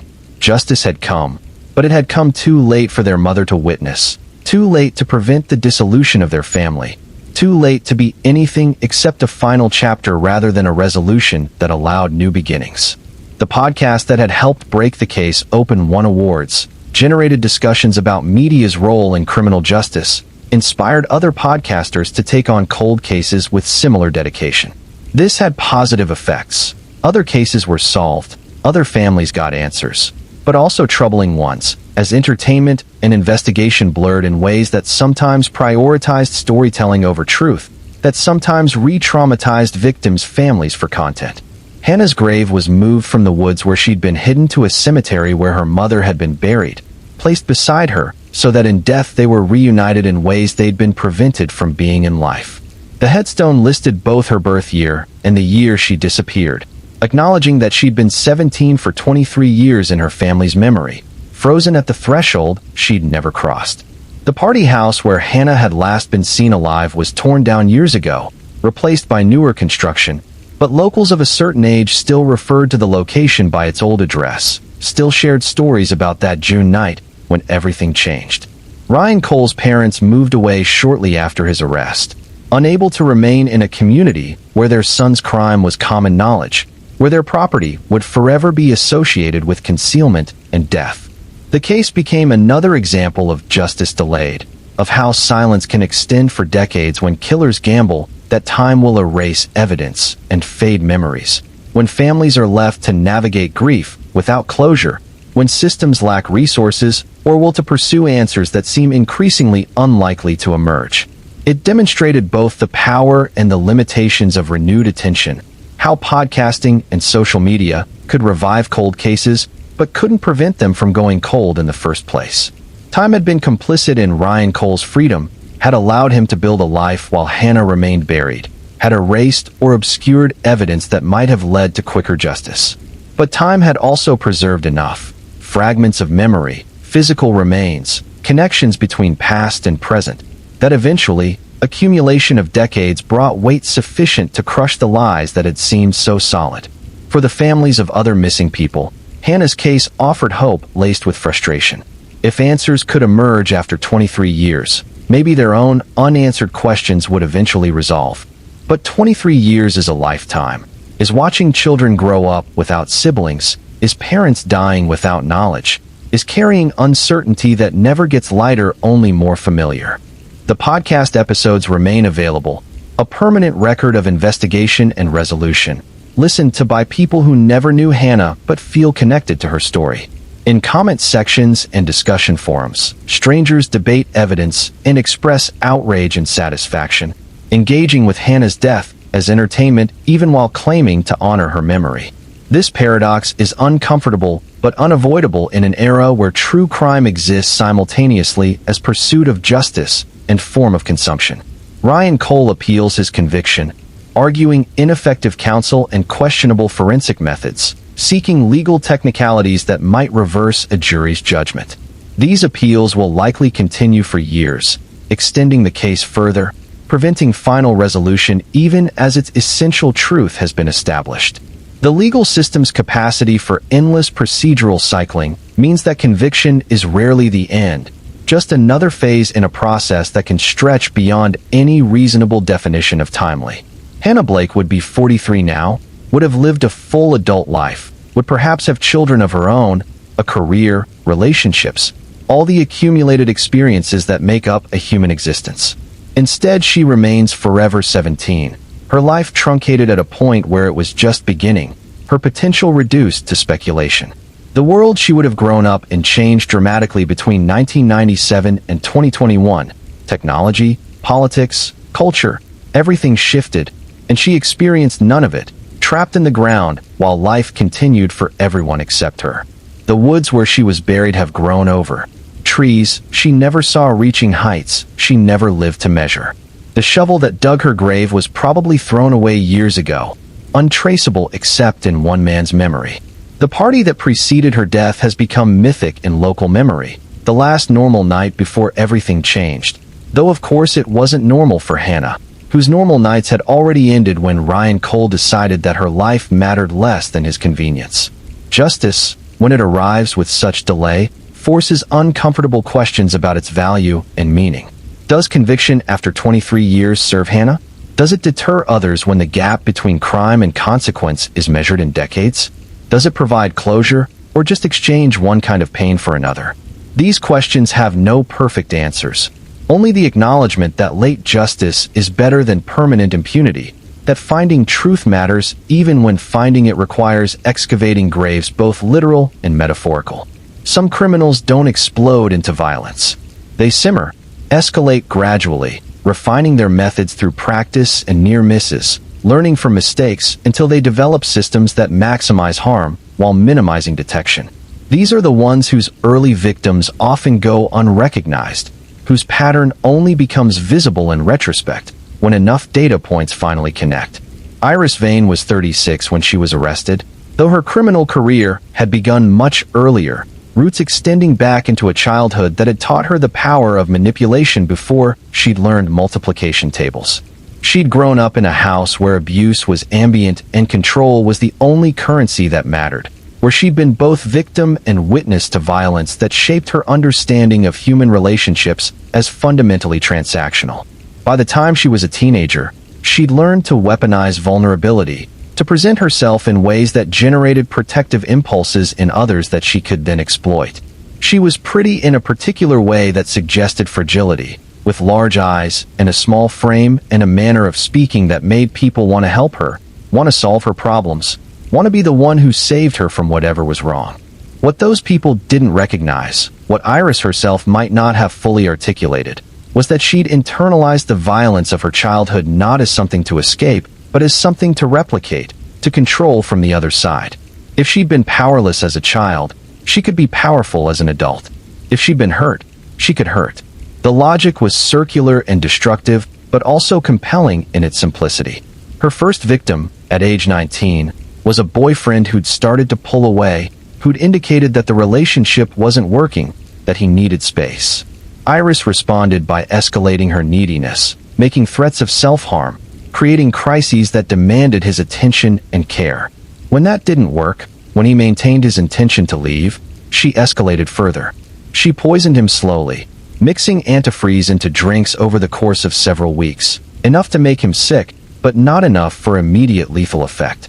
He experienced symptoms that baffled doctors: kidney damage, neurological issues, pain that came and went without clear cause. Iris was there throughout, the devoted girlfriend nursing him through mysterious illness, making herself indispensable to someone who'd wanted to leave her. He survived, eventually, though with permanent damage to his kidneys. Doctors never identified poisoning as the cause, attributing his illness to an unusual autoimmune condition. He and Iris broke up anyway, his illness having somehow accelerated rather than prevented the relationship's end. But she'd learned something valuable, that she could hurt people in ways that looked accidental, that her tears and concern could mask intention, that medical systems were fallible enough to miss deliberate harm when it was administered carefully. The pattern repeated with variations. Another boyfriend, another illness, this one attributed to food poisoning that lasted weeks. A roommate who'd challenged Iris's behavior, who'd suggested she seek help, who developed respiratory problems that required hospitalization. A coworker who'd received a promotion Iris wanted, who had a car accident after someone had tampered with his brake line. The tampering discovered only after he'd crashed, but never connected to Iris despite her having been alone with his vehicle the day before. Not all of these incidents were fatal. Iris seemed to calibrate her violence to circumstances, sometimes seeking to harm, but not kill, sometimes going further. Her methods varied enough that pattern recognition was difficult. Poison, mechanical sabotage, staging accidents that might have been genuine accidents. She moved frequently, changed jobs often, left behind a trail of victims who didn't know each other and often didn't recognize themselves as victims. The fatality that finally ended her run came in the form of a husband, her third marriage, to a man 20 years older who'd been charmed by her youth and apparent vulnerability. He had money, not a fortune, but comfortable retirement savings, and he'd made the mistake of updating his life insurance to make Iris the beneficiary shortly after their wedding. 6 months into the marriage, he died of what appeared to be a heart attack, sudden and unexpected despite no prior history of cardiac problems. The medical examiner, performing what should have been a routine autopsy, noticed something odd: evidence of repeated exposure to digitalis, a heart medication the deceased had never been prescribed, present in levels that suggested gradual accumulation rather than a single dose. This finding prompted deeper investigation.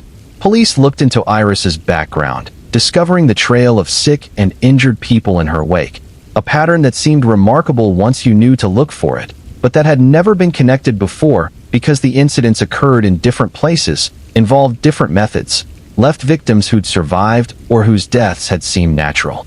They exhumed her first husband, who died 5 years earlier of what was attributed to liver failure. Toxicology testing, more advanced than what had been available at the time of his death, revealed elevated levels of arsenic, consistent with long-term poisoning. The second husband, still living, was interviewed and revealed a history of mysterious illnesses during their marriage that had resolved only after their divorce. The case against Iris Vane assembled slowly, each piece of evidence revealing more of a pattern that prosecutors described as one of the most calculating and prolonged they'd encountered. She didn't kill impulsively or in rage. She killed methodically, for reasons that combined financial gain with psychological need, targeting people who'd made themselves vulnerable to her through love or trust or proximity. The trial showcased the challenge of prosecuting someone whose crimes were distributed across time and space, whose victims often couldn't testify because they were dead or didn't realize they'd been targeted. Medical experts testified about poisoning methods and symptoms. Ex-partners described relationships with Iris that followed similar patterns. Initial charm, giving way to neediness, giving way to illness or accident. Financial records showed how she'd benefited from deaths and near deaths, insurance payouts and inheritance, and the elimination of people who'd become inconvenient. Iris maintained innocence throughout, performing the same fragility that had served her for years, crying on the stand as she insisted she was being blamed for coincidences and bad luck, that she'd loved her husbands and boyfriends, that she couldn't understand why she was being persecuted for tragedies that had nothing to do with her. The performance might have worked years earlier, might have generated the protective instincts it was designed to trigger, but the accumulated evidence was too substantial, the pattern too clear. The jury convicted her on 3 counts of murder and 4 counts of attempted murder, recommending maximum sentences on each. The judge, in pronouncing sentence, noted that Iris represented a particular kind of danger, someone who weaponized vulnerability, who transformed care into opportunity for harm, who understood human psychology well enough to manipulate it for purposes that most people couldn't fathom. She received 3 consecutive life sentences, ensuring she would die in prison barring appeals that seemed unlikely to succeed given the overwhelming evidence. In prison, she reportedly maintains her innocence, has found sympathizers who believe her story of persecution, who see her as a woman victimized by a system eager to blame female partners for men's natural deaths. The case raised questions about how many other people might be engaging in similar patterns without detection, how many mysterious illnesses or accidents might not be so mysterious if someone thought to look for connections, how much harm can be done by someone patient and methodical enough to avoid the obvious signatures of violence.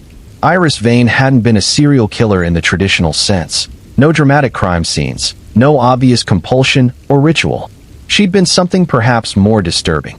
A person who'd learned to kill slowly, in ways that mimicked natural causes, who'd build a life around extracting value from people through their suffering and death. Her victims, those who survived, struggle with the knowledge that someone they'd loved and trusted had been actively trying to harm them, that intimacy had been cover for methodical assault. The psychological damage of this realization rivals the physical damage she'd inflicted, creating a form of trauma that combines betrayal with near-death experience. The medical community used her case to develop better screening protocols for suspected poisoning, to train doctors to recognize patterns that might indicate deliberate harm rather than natural illness. But the fundamental vulnerability she'd exploited remains. We trust people we're close to. We assume that care is genuine, and detecting malicious intent hidden behind expressions of love requires a level of suspicion most people can't maintain while also maintaining relationships. Iris Vane sits in prison, aging, her beauty fading. The fragility that once generated protective response is now just the natural brittleness of someone getting older without the life they'd planned. She writes letters to people outside, still performing vulnerability, still seeking connection she can manipulate, though recipients are now warned about her history and most choose not to engage. The question of why she did what she did remains partially unanswered. Psychologists offered theories: childhood abuse creating pathological need for control, narcissism preventing empathy, antisocial personality disorder manifesting in targeted violence. But theories don't fully explain the specific choices she made, the particular ways she chose to harm people, the calculation required to sustain years of patient poisoning and staged accidents. Some evil announces itself. Other evil learns to smile. While Iris Vane was methodical and calculating, targeting people in her intimate circle, others operate with different logic, selecting victims based on criteria that reveal society's hierarchies of concern. Darius Blackwell was one of these, a predator whose victim selection exposed which lives the system deemed worth protecting urgently and which lives could disappear without immediate alarm. He was arrested in 2018, age 42, after a traffic stop revealed a woman in his van who managed to signal distress to the officer, who recognized something wrong in her eyes even though she didn't scream or struggle. That recognition saved her life and ended Blackwell's 20-year run as someone who'd been harming women in ways both sexual and lethal, targeting those whose disappearance wouldn't generate immediate investigation. His victims were predominantly women in survival sex work, women with addiction issues, women experiencing homelessness, women whose last known locations were street corners and motels rather than homes where someone would notice when they didn't return. He'd understood, either consciously or instinctively, that these women occupied a space where missing persons reports would be filed late if at all, where police response would be measured rather than urgent, where society had already practiced looking away. The investigation following his arrest uncovered 15 murders spanning 2 decades, bodies found in various states of decomposition in areas far from where the women had disappeared, cases that had been logged as unsolved homicides, or that hadn't been categorized as homicides at all because bodies were never found and missing persons in that population were often assumed to have moved on rather than met violence. The families of his victims, mothers, siblings, sometimes children, had reported them missing, had pleaded for investigation, had been told repeatedly that adults had the right to go where they pleased, that women in their situations often relocated or severed contact, that without evidence of foul play police couldn't justify extensive resources for what might be voluntary disappearance. These families attended his trial in force, filling the courtroom, wanting him to see the faces of people who'd loved the women he'd categorized as disposable. They testified about daughters and sisters who'd struggled with addiction but who'd also loved their children, who'd been trying to get clean, who'd had plans and dreams that addiction had complicated but hadn't erased. They testified about being dismissed by police, about waiting weeks for callbacks that never came, about watching the city cover missing white women with helicopters and K-9 units while their missing Black or Latina or Native women got filed reports, and little else. The prosecutor, a woman named Sharon Martinez who'd worked sex crimes for a decade, laid out the pattern clearly. Blackwell had targeted women he believed wouldn't be missed, or wouldn't be missed quickly enough to matter. He'd been right. The average time between disappearance and serious investigation for his victims was 16 days. For comparison, when a college student had gone missing from a campus in the same city, helicopters were in the air within hours. This disparity wasn't unique to Blackwell's case. It was systemic, reflecting biases about whose lives mattered, whose safety was worth immediate response, whose disappearance warranted the full weight of institutional resources. The phenomenon had a name: missing white woman syndrome. The tendency for media and law enforcement to prioritize cases of missing white women, particularly young, conventionally attractive ones, while treating missing women of color, poor women, sex workers, or women with addiction as less urgent, less newsworthy, less valuable. Blackwell's conviction on 15 counts of first-degree murder provided justice in the legal sense, but couldn't undo the years those women might have lived if their disappearances had been treated with the urgency accorded to victims who fit preferred demographics. It couldn't resurrect them or return them to families who'd been left to grieve without closure until bodies were finally identified and released. The sentencing hearing became an opportunity for victim impact statements that went beyond individual losses to address systemic failures. The mother of one victim described calling police daily for a week when her daughter disappeared, being told each time that her daughter was an adult with a history of drug use, that she'd probably turn up, that they'd keep an eye out, but couldn't launch a full investigation for every missing person with her profile. Her profile, the mother repeated in court. They meant black. They meant poor. They meant she'd made mistakes. They meant she didn't matter enough to look for until it was too late. Another victim's sister, herself a police officer in a different jurisdiction, spoke about the cognitive dissonance of serving in a system that she knew would have failed her own sibling, that valued order over justice in ways that meant some victims received protection while others received platitudes. She'd filed the missing person report herself, used her knowledge of procedure to push for action, and still had encountered resistance rooted in assumptions about what kind of missing person merited immediate response. Blackwell received multiple life sentences, stacked consecutively to ensure he'd never be released. He showed no remorse, no acknowledgement of having done anything particularly wrong. In his mind, articulated during a pre-sentencing interview with psychologists, he'd selected victims who were already damaged, who were suffering, who might have even welcomed death as escape from lives they'd ruined through their own poor choices. This logic, grotesque and revealing, demonstrated how thoroughly he'd internalized the same biases that had delayed his detection. The case prompted policy reviews, commitments to treat all missing persons reports with equal urgency regardless of the missing person's background or lifestyle. Whether these commitments translated to actual practice remained questionable, dependent on training and resources and the willingness of individual officers to examine their own assumptions about whose absence constituted an emergency. For the families, Blackwell's imprisonment provided a kind of closure, but couldn't restore what had been lost. Years of not knowing, of hoping and dreading in equal measure, of being told implicitly and sometimes explicitly that their loved ones weren't priorities, that other lives mattered more, that tragedy was somehow less tragic when it happened to people who'd already been struggling.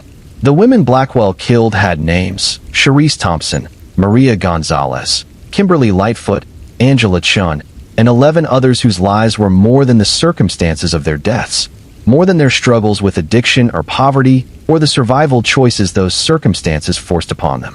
They were loved by people who'd tried to save them, who'd tried to get help for them, who tried to convince systems ostensibly designed to protect all citizens to extend that protection equally. The memorial service held after the trial concluded featured photographs of the victims as children, as teenagers, as young women before addiction or homelessness or sex work became their defining characteristics. The image campaign was deliberate, to counter the narrative of disposability, to insist on seeing these women as full humans whose lives had value independent of how they died or what they'd been doing when they died. Blackwell's case became a teaching example in criminal justice classes, a demonstration of how bias shapes investigation, how assumptions about victim worthiness create conditions where predators can operate with relative impunity as long as they select the right targets. Students studied it alongside similar cases: the Highway of Tears in Canada, where Indigenous women disappeared for years before authorities acknowledged a pattern; the Long Island serial killer who targeted sex workers in New York; dozens of cases where victim selection revealed whose safety was systemic priority and whose was afterthought. The families formed an advocacy group, working to change protocols around missing persons investigations, lobbying for policies that would prevent future Blackwells from exploiting the same vulnerabilities. They achieved some successes: training programs, database improvements, media guidelines encouraging equitable coverage. But changing institutional culture and individual bias proved more difficult than changing official policy, requiring ongoing pressure and vigilance to prevent regression to default patterns. Darius Blackwell sits in maximum security prison, in a cell designed for people who can never safely be released. He receives mail from people fascinated by serial killers, people who want to understand his psychology, people who romanticize violence when it's sufficiently distant from their own lives. He sometimes responds, maintains correspondences that satisfy his need for attention and their need for proximity to darkness they'll never directly encounter. The women he killed remain dead, their absence is permanent, their potential forever unrealized. Their families continue living around the holes those absences created, navigating holidays and birthdays and ordinary moments made extraordinary by who's missing. Justice was served in the limited sense that the person responsible was held accountable, but justice couldn't resurrect the dead or erase the years of dismissed concerns that had allowed those deaths to accumulate. The case stands as testament to an uncomfortable truth. Not all lives receive equal protection, equal urgency, equal care when they're in danger. Systems reflect the biases of the people who operate them, and those biases determine who gets helicopters and who gets filed reports, who gets immediate investigation and who gets told to wait and see, whose disappearance is treated as crisis and whose is treated as statistical likelihood. These patterns continue, in different cities with different names, but the same underlying logic. Women go missing, and response time correlates with race, class, conventional attractiveness, lifestyle choices. Predators notice these patterns and exploit them, selecting victims based not just on opportunity, but on calculation about whose absence will be noticed slowest. The advocacy group formed by Blackwell's victims' families has expanded, now includes families from other cases, works on a national level to address the disparities that allow some missing persons to become media sensations while others become statistics. They've had impact, changed some minds, influenced some policies. But cultural change requires generations, and people continue to disappear into the gaps between what systems promise and what they deliver. As we approach the end of this journey through darkness, the patterns have become undeniable. Violence wears many faces, operates according to varied logics, but underneath the variation are consistencies: power and its abuse, vulnerability and its exploitation, systems that protect selectively, justice that arrives if at all with delays measured in years or decades.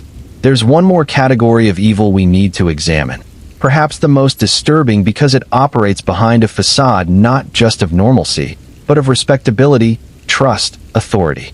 These are the professionals who weaponize their positions, who understand that credentials provide cover, that status grants benefits including presumption of innocence even when evidence suggests guilt. Dr. Leonard Hale was beloved in his community, a physician who'd practiced family medicine for 30 years, who knew multiple generations of families, who attended church every Sunday and volunteered at the free clinic on Saturdays. He had a gentle manner, a kind face, and a reputation for going above and beyond for patients who couldn't afford care, treating them anyway, and absorbing the costs himself. What he also had was a God complex that had metastasized over decades into something lethal, a belief that he understood better than his patients what was best for them, including whether they should continue living. Combined with a financial motivation, he was deeply in debt from gambling and poor investments. This created conditions where the doctor who was supposed to heal began to kill. His method was elegant in its simplicity. He worked in hospice care part-time, in addition to his regular practice, providing end-of-life care for terminal patients. This setting gave him access to powerful medications, to patients whose deaths were expected, and to families who trusted that he was easing their loved one's passing rather than accelerating it for purposes that had nothing to do with mercy. He'd identify patients who had life insurance policies, who had estates that would go to heirs upon death, and he'd approach those heirs with suggestions that maybe it was time to increase pain medication, that maybe continued intervention was prolonging suffering rather than preserving life. that maybe the kindest thing was to let nature take its course with a little assistance. Some families accepted his guidance gratefully, believing he was offering compassionate release from suffering. What they didn't know was that he'd also approached these patients directly, offering to expedite their deaths for a percentage of the estate, playing on their pain and fear and desire for it to end. Those who agreed signed documents he'd prepared, transferring portions of their estates to him in exchange for a peaceful death that would come sooner than natural processes would deliver it. This scheme functioned for nearly a decade, generating approximately $2 million in payments from estates of patients who died under his care. It might have continued indefinitely except for the inherent instability of conspiracies involving multiple people and the tendency of greed to escalate beyond prudent limits. One of the heirs he'd approached, a daughter whose mother was in hospice with late-stage cancer, was disturbed by his suggestion that they could arrange an earlier death for financial benefit. She reported the conversation to hospice administrators, who initially dismissed it as a misunderstanding. Dr. Hale had a sterling reputation. Surely he'd been discussing palliative care options, not proposing euthanasia for profit. But the daughter persisted, and the administrators eventually agreed to review his cases. What they found was alarming. Patients under Dr. Hale's care died on average 18 days earlier than similar patients under other doctors' care. The gap was statistically significant, enough to warrant deeper investigation. Autopsies were ordered for recently deceased patients. Toxicology reports showed levels of medication inconsistent with prescribed doses, evidence of administration of drugs that hadn't been ordered, patterns suggesting intentional overdose rather than natural death, even in terminal patients. Financial audits revealed the money trail, payments from estates to Dr. Hale that hadn't been disclosed, that represented income he hadn't reported to the IRS, that had no legitimate explanation. The investigation expanded, eventually encompassing 43 deaths over a 9-year period. Not all were murders. Some patients had died naturally under his care, but prosecutors identified at least 17 cases where evidence strongly suggested he'd actively killed patients, sometimes with their consent or family consent purchased through financial arrangements, sometimes without, simply choosing to end lives when it suited his needs. The arrest shocked the community. How could Dr. Hale, who delivered their babies and treated their flu and attended their weddings, be a murderer? The cognitive dissonance was profound, the gap between his public persona and his private actions too wide for many to accept. Some of his longtime patients defended him even after conviction, insisting there must be some mistake, that the evidence must have been misinterpreted, that a good man was being destroyed by an overzealous prosecution. But the evidence was overwhelming. Beyond the toxicology and financial records, investigators found notes in his private files, calculations about which patients would be worth more dead than alive, assessments of family members' likely responses to suggestions of hastened death. They found communications with other medical professionals who'd helped him, nurses who'd administered medications at his direction without questioning dosages that exceeded normal protocols, a pharmacist who'd filled prescriptions he knew were questionable in exchange for kickbacks. The trial revealed a conspiracy broader than one doctor, a network of complicity that had allowed him to operate with impunity for years. Some conspirators were motivated by money, sharing in the proceeds. Others were motivated by misplaced loyalty, unwilling to question someone they respected despite evidence that should have raised alarms. Still others were motivated by indifference, simply not caring enough about patients who were dying anyway to scrutinize a respected physician's orders. Dr. Leonard Hale was convicted on 17 counts of first-degree murder and numerous counts of fraud, conspiracy, and medical malpractice. He was sentenced to 17 consecutive life terms plus additional years for the financial crimes. His co-conspirators received sentences ranging from probation to 20 years, depending on their level of involvement and cooperation with investigators. The families of his victims faced an impossible situation. They'd trusted him with their loved one's final days, had been grateful for his care, and now had to reconcile that gratitude with the knowledge that he'd murdered people they'd loved.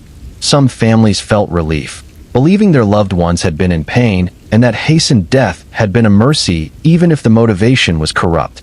Others felt betrayed and violated, robbed of final days or weeks with family members who might have had more time if not for Hale's intervention.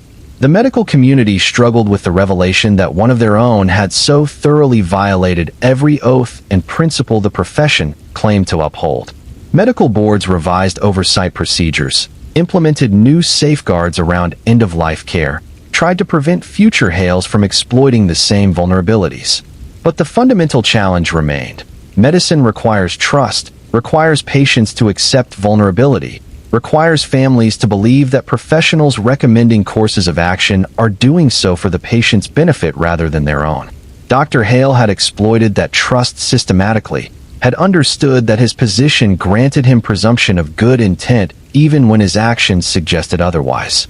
He sits in prison now, his medical license revoked, his reputation destroyed, his remaining years destined to be spent in environments where his former status means nothing and his crimes make him a target for other inmates' judgment. He maintains that he was providing mercy, that his financial arrangements were separate from his medical decisions, that he never killed anyone who didn't want to die or whose family didn't agree it was time. This self-justification, this refusal to acknowledge the betrayal of trust and abuse of power, is perhaps the final insult to his victims. Even convicted, even imprisoned, he continues to frame himself as misunderstood rather than monstrous, as someone who made difficult choices in gray areas rather than someone who murdered for profit while hiding behind a physician's coat. The clinic where he'd volunteered closed permanently, unable to recover from the association with his crimes. The hospital where he'd practiced conducted reviews of all deaths that had occurred under his care over 30 years, trying to determine if the identified murders were comprehensive or if there had been others earlier in his career that predated the financial motivation, that might have been driven purely by his God complex rather than greed. They found some questionable cases, but nothing provable, deaths that might have been hastened but that occurred too long ago for reliable investigation. The families of those patients were left with doubt rather than certainty, with the terrible question of whether their loved ones had died naturally or had been early victims of a predator who'd later refined his methods. Dr. Hale's case became the example used when discussing how professional status can shield criminal behavior, how trust can be weaponized, how the same credentials that grant power to heal can grant power to harm. Medical students study it, learning about the importance of ethics not just as abstract principles, but as necessary guardrails against the temptations that come with authority over life and death. The 17 confirmed victims left behind families, children, grandchildren who trusted a doctor to ease suffering and instead got murder disguised as mercy. Their names are listed on a memorial outside the hospital where Hale had practiced, a reminder of what was lost and what was betrayed, of lives ended not by disease but by decisions made by someone who'd sworn to do no harm. If you've made it this far, you're carrying weight. That's appropriate. These stories shouldn't feel light. They reveal patterns we need to see, truths we need to acknowledge about power and vulnerability, about justice and its failures, about the distance between what we promise to protect and what we actually protect. Consider sharing this if you think others need to hear it.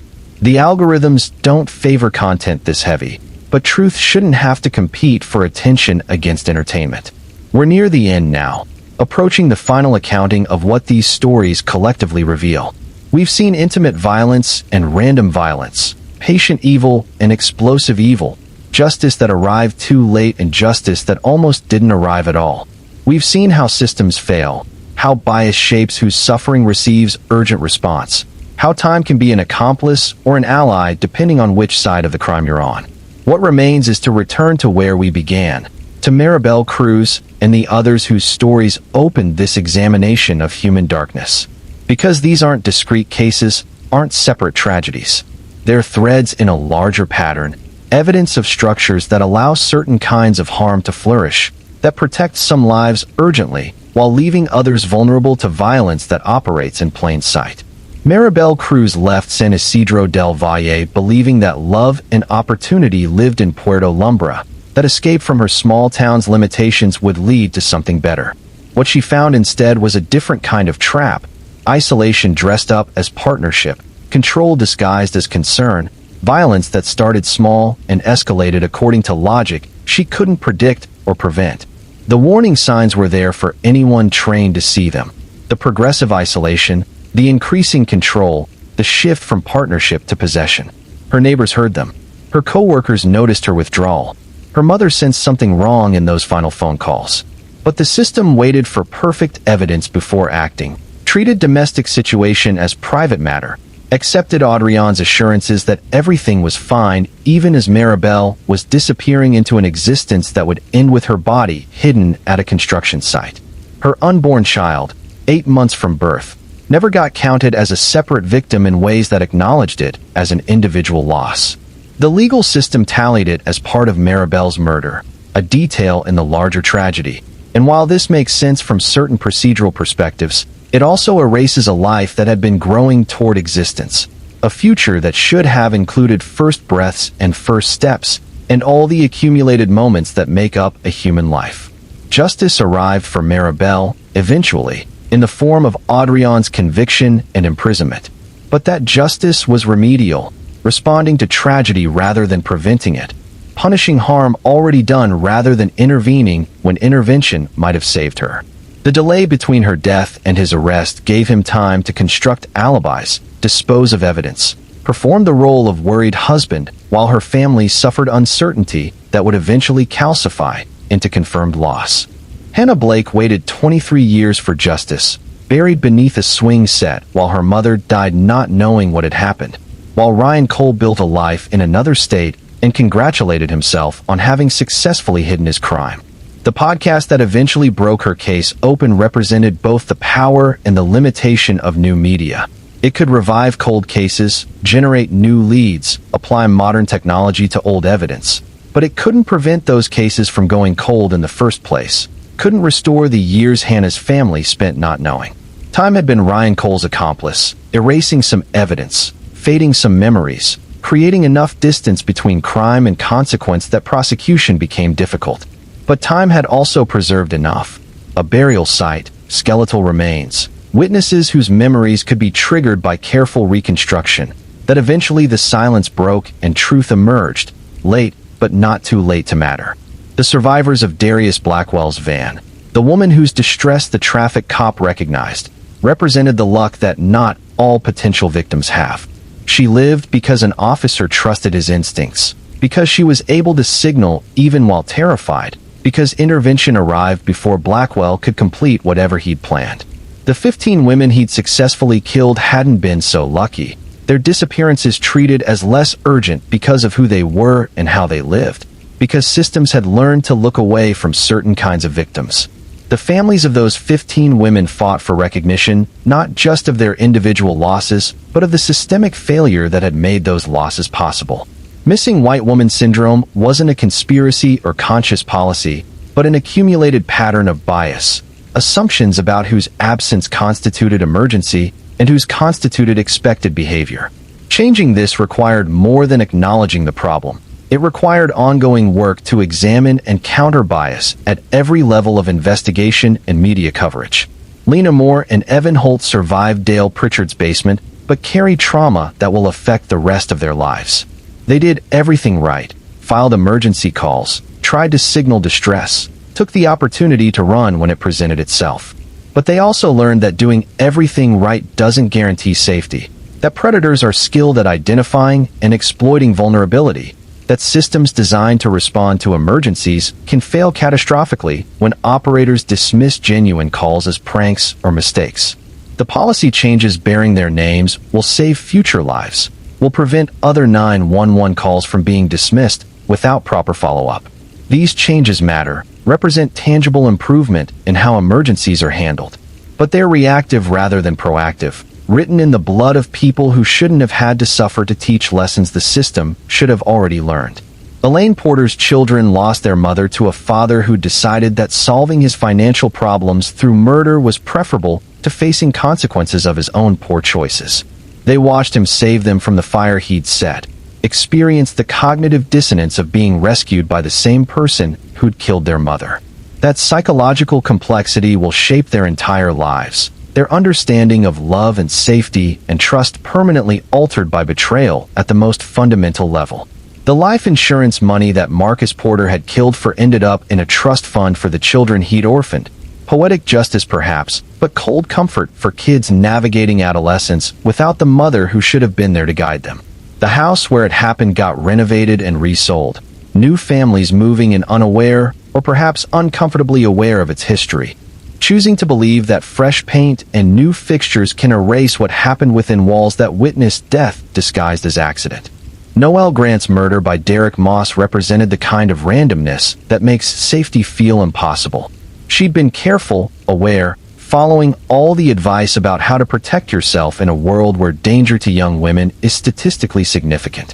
But Moss had selected her through processes that had nothing to do with her choices or behavior, had targeted her because she was there, because she was vulnerable in that moment, because his compulsions overrode any consideration of her humanity or right to exist. The trial's focus on his mental health, while legally relevant, felt to Noel's family like it eclipsed acknowledgement of what had been lost.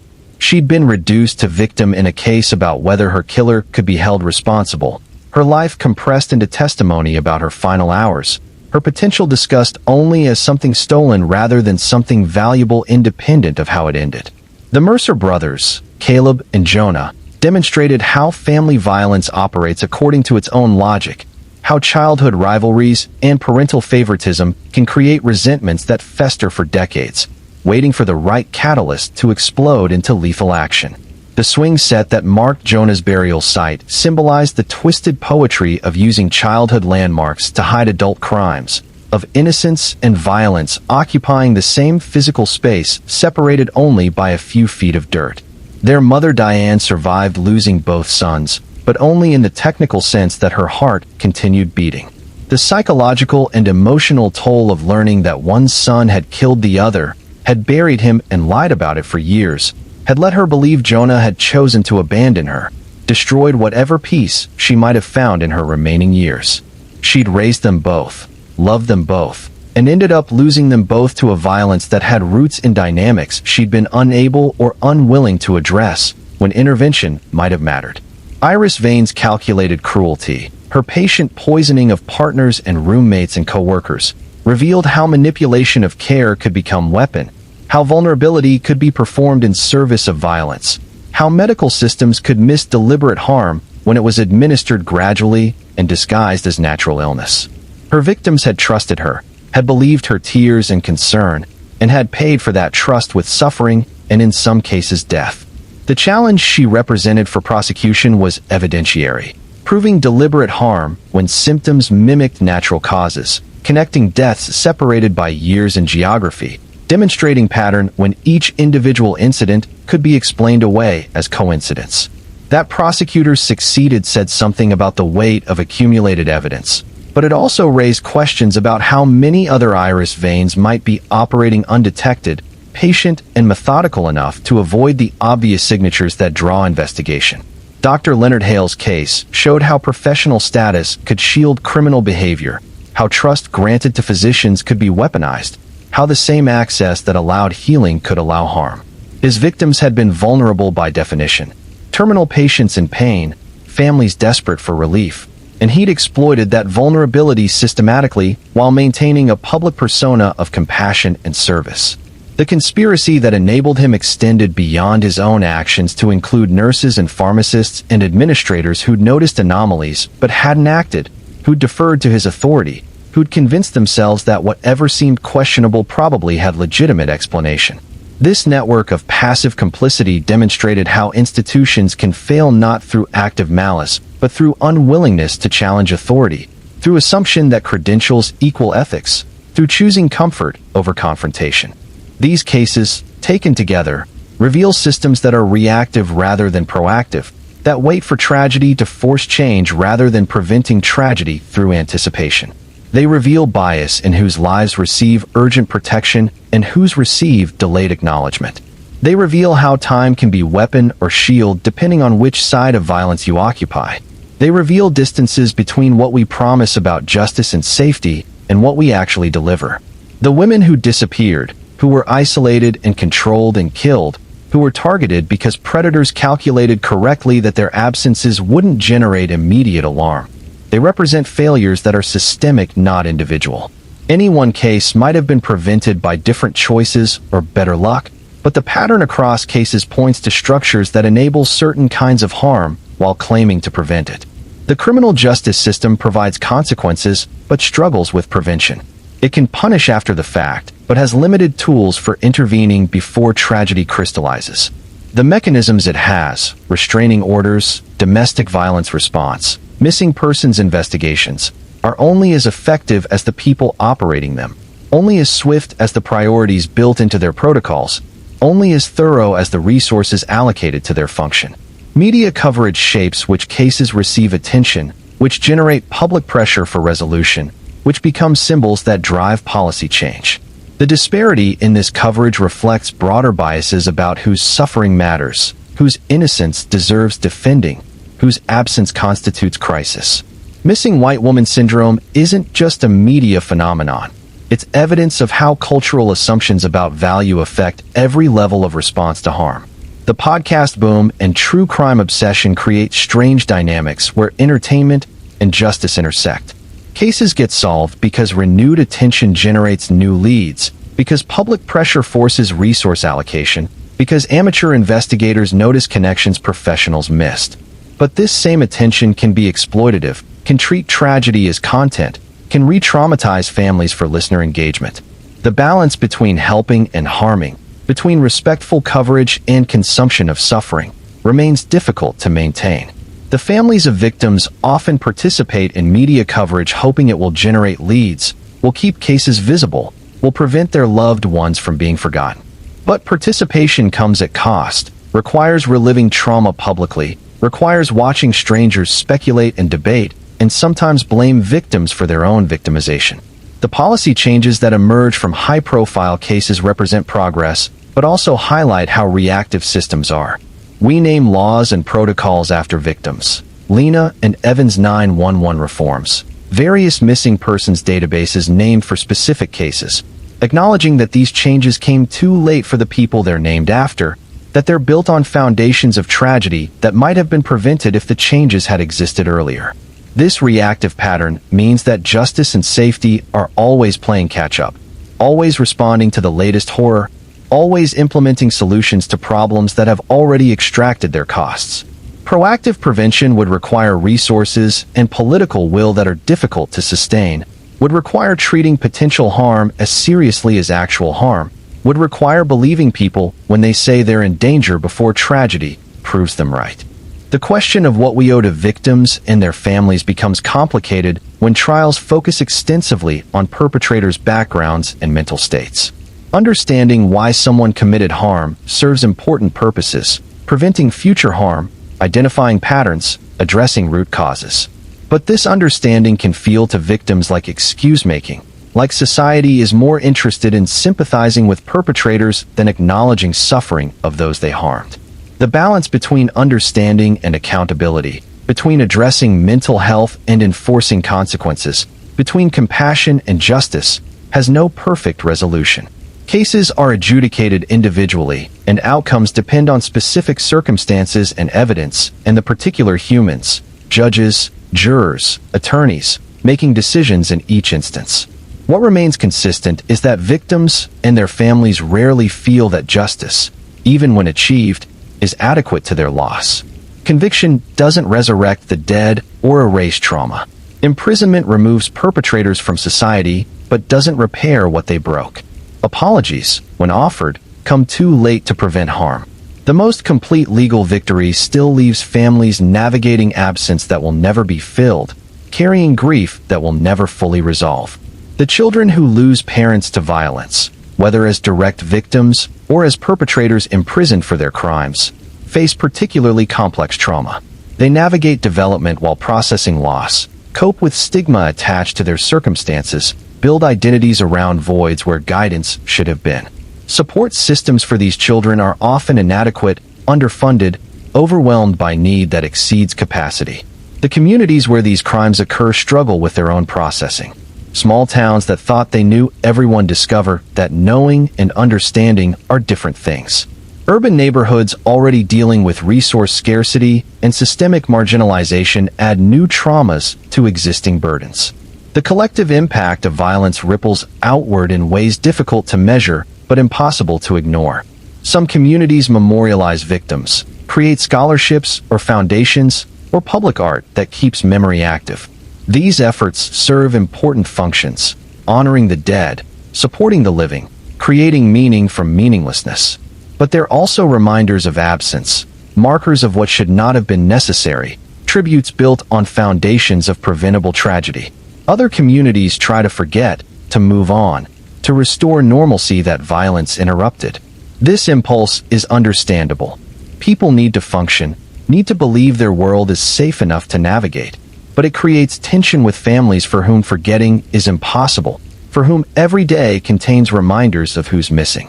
The survivors who carry physical and psychological scars from violence they experienced face lifelong challenges. PTSD doesn't resolve on convenient timelines. Trust, once shattered, is difficult to rebuild. Safety, once revealed as an illusion, feels permanently provisional. These survivors navigate a world that expects them to heal, to recover, to eventually be okay, without adequate acknowledgement that some wounds don't close, some experiences can't be integrated, some traumas resist every therapeutic intervention. The broader culture's relationship with true crime, with stories of violence and investigation and resolution, reveals something about how we process danger and seek control. We consume these stories partly to understand, partly to feel temporarily safe through distance, partly to reassure ourselves that justice functions even if slowly. But consumption as entertainment creates uncomfortable dynamics, where real suffering becomes content, where tragedy is commodified, where the worst moments of people's lives are consumed by strangers as leisure activity.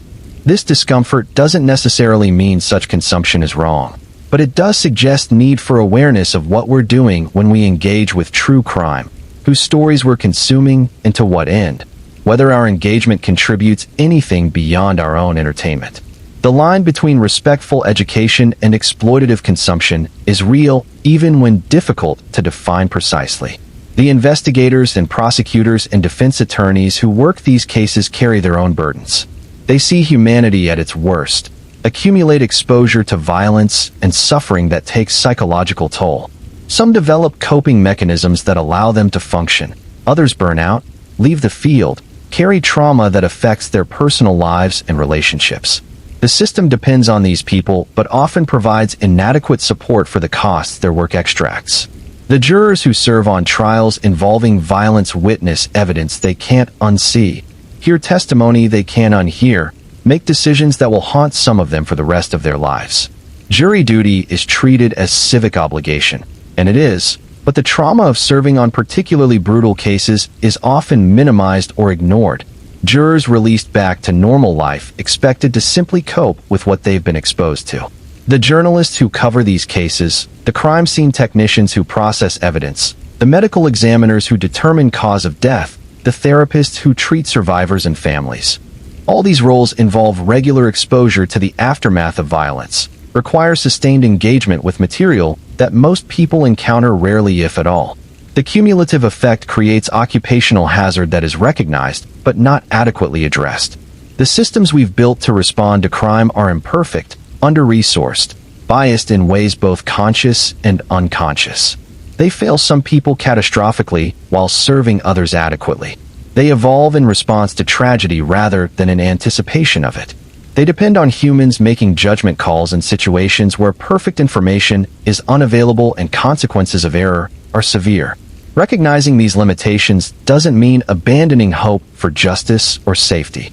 It means being realistic about what systems can deliver, being vigilant about how bias affects their operation, being committed to ongoing improvement even while acknowledging that improvement is slow and incomplete and often comes too late for those who needed it most. The stories we've examined here are real, represent real people whose lives ended or were permanently altered by violence that might have been prevented. They deserve to be remembered as more than cases, more than examples, more than content for consumption. They were individuals with futures that should have unfolded, with families who loved them, with potential that was stolen rather than fulfilled.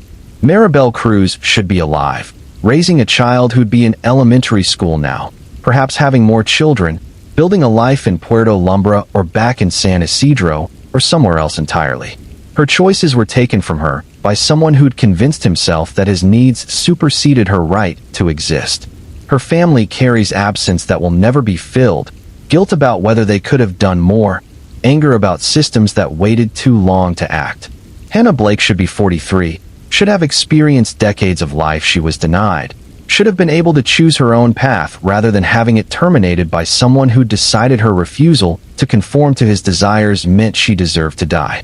Her mother should have lived to see her found, to attend the trial, to witness some form of justice rather than dying while still searching, still hoping, still not knowing. Noelle Grant should have graduated college, gone to medical school, become the doctor she'd planned to be, treated patients and saved lives, and built a career.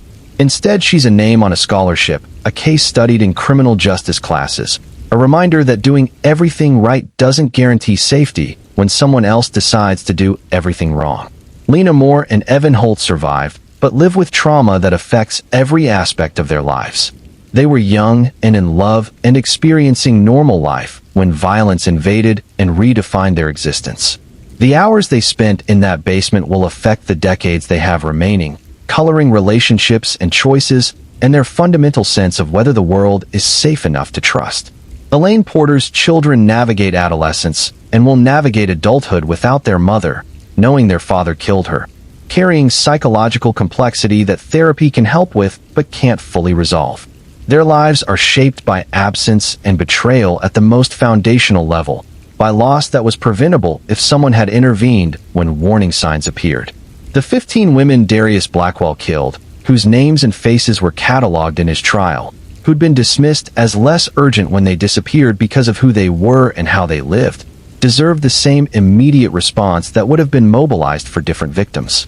The disparity in how their disappearances were treated reveals biases that persist, that require ongoing work to address, that continue to affect whose safety is prioritized. The patient's Dr. Leonard Hale murdered in the guise of providing care, who trusted him because he was a doctor and trust is necessary for medicine to function, had their final days stolen by someone who'd sworn to do no harm. Their families were betrayed twice. Once by his murders, again by the trust they'd extended that he'd manipulated to facilitate those murders. Jonah Mercer died in a fight with his brother, buried in ground where they'd played as children, hidden for years while his mother suffered not knowing. The brotherly relationship that should have been source of support and connection became source of violence and concealment, family ties twisted into weapons. Caleb Mercer lives in prison with knowledge of what he did, with understanding that a moment of rage destroyed 2 lives, his brother's and his own, and devastated his mother. Whether he's capable of genuine remorse or just regret about consequences is question he'll spend his remaining years navigating. Iris Vane sits in prison maintaining innocence, performing the same fragility that once generated protective responses, but now just reveals manipulation that no longer works. Her victims, those who survived and those who didn't, trusted her in intimate ways, believed her tears and concern were genuine, paid for that trust with suffering she'd calculated and inflicted deliberately. Adrienne Valles, Marcus Porter, Derek Moss, Dale Pritchard, Ryan Cole, Darius Blackwell, Dr. Leonard Hale, all serving sentences meant to ensure they never have opportunity to harm again. Their imprisonments represent justice in the punitive sense, society's determination that certain behaviors merit permanent removal from community, that some people have demonstrated they can't safely coexist with others. Whether prison achieves rehabilitation or just warehouses dangerous people is debate beyond scope of this examination. What's clear is that their victims remain affected regardless of where perpetrators are, that consequences of their actions extend far beyond their own imprisonments, that harm done can't be undone by any sentence however long or severe. The families of victims often report feeling that even maximum sentences feel inadequate, that no amount of imprisonment balances the scales or compensates for loss. They're right. Justice in punitive sense can prevent future harm and can satisfy societal need for accountability, but it can't resurrect the dead or heal the traumatized or restore what was taken. Some families find meaning through advocacy, channeling grief into work that might prevent others from experiencing similar loss. They lobby for policy changes, speak at conferences, share their stories in hopes that someone somewhere will recognize warning signs in time to act. This work is exhausting and often frustrating, but it provides sense of purpose when purpose feels impossible to find. Other families withdraw, unable to sustain public engagement with their trauma, needing privacy and distance to navigate grief without having to explain or perform it for others' benefit. Both responses are valid. Both represent reasonable ways of coping with unreasonable circumstances. The question of forgiveness arises sometimes, usually prompted by others rather than originating from victims' families. There's cultural pressure to forgive, to achieve closure through letting go of anger, to demonstrate spiritual growth by offering grace to those who've caused harm. But this pressure often ignores the reality that forgiveness isn't always possible or appropriate, that anger can be justified and enduring, that closure is myth when loss is permanent. Some families do forgive, finding peace through releasing resentment that was consuming them. Others maintain anger that feels righteous and necessary, that honors their loved ones by refusing to minimize what was done to them. Both paths are legitimate, and external judgment about which is correct generally reflects observers' discomfort more than families' needs. The memorial services, the anniversaries, the holidays without loved ones, the birthdays that pass uncelebrated except in memory, these become rituals that mark time differently for families of victims. They navigate calendar that contains dates significant for painful reasons, that reminds them annually of absence, that makes celebration complicated by who's not there to share it. The broader culture often fails to understand the duration of grief, expects people to move on according to timelines that feel arbitrary to those actually experiencing loss. Condolences and support are offered immediately after tragedy, but tend to fade as time passes, even though grief often intensifies rather than diminishes over time, as the reality of permanent absence settles in more completely. The support groups for families of murder victims, for survivors of violence, for children who've lost parents to crime, provide spaces where people can exist without having to explain or justify their emotions, where others understand viscerally what they're experiencing. These groups serve vital function but are often underfunded, volunteer-run, operating on margins that don't match the need they address. The therapists who specialize in trauma do important work but are insufficient in number and often inaccessible due to cost or location or wait lists that stretch months. The mental health system, like the criminal justice system, is overwhelmed by need that exceeds capacity, leaving people underserved and struggling to access care that should be readily available. The schools that children of victims attend often lack resources to provide adequate support, leaving teachers and counselors trying to help students navigate trauma they're not trained to address. These children fall behind academically, struggle socially, carry grief that affects every aspect of development, and often don't receive intervention sufficient to their needs.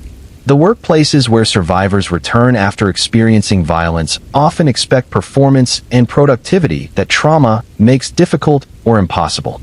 Sick leave and short-term accommodations are provided, but trauma doesn't resolve on schedules that align with HR policies, creating tension between need for income and security and inability to function at pre-trauma levels. The legal system that prosecutes crimes provides some support for victims and families during trial process, but often abandons them once verdict is reached and sentence imposed. Victim advocates help navigate court proceedings, but their roles typically end when the case ends, leaving families to manage appeals and parole hearings and ongoing impacts without continued support. The compensation funds that exist for crime victims provide some financial assistance, but are limited in scope and amount, insufficient to cover costs of therapy, lost wages, funeral expenses, and other impacts that extend far beyond what modest fund allocations can address. The immigration system creates particular vulnerabilities for victims and witnesses, where reporting crime might trigger deportation, where status depends on relationships that might be abusive, where fear of authorities prevents seeking help. Maribel Cruz's status was tied to her marriage, creating barrier to leaving that might have contributed to her isolation and death. The economic realities of poverty create vulnerabilities that predators exploit, where survival needs override safety concerns, where sex work or drug involvement stem from desperation rather than choice, where women like those Blackwell targeted have limited options and even more limited protections.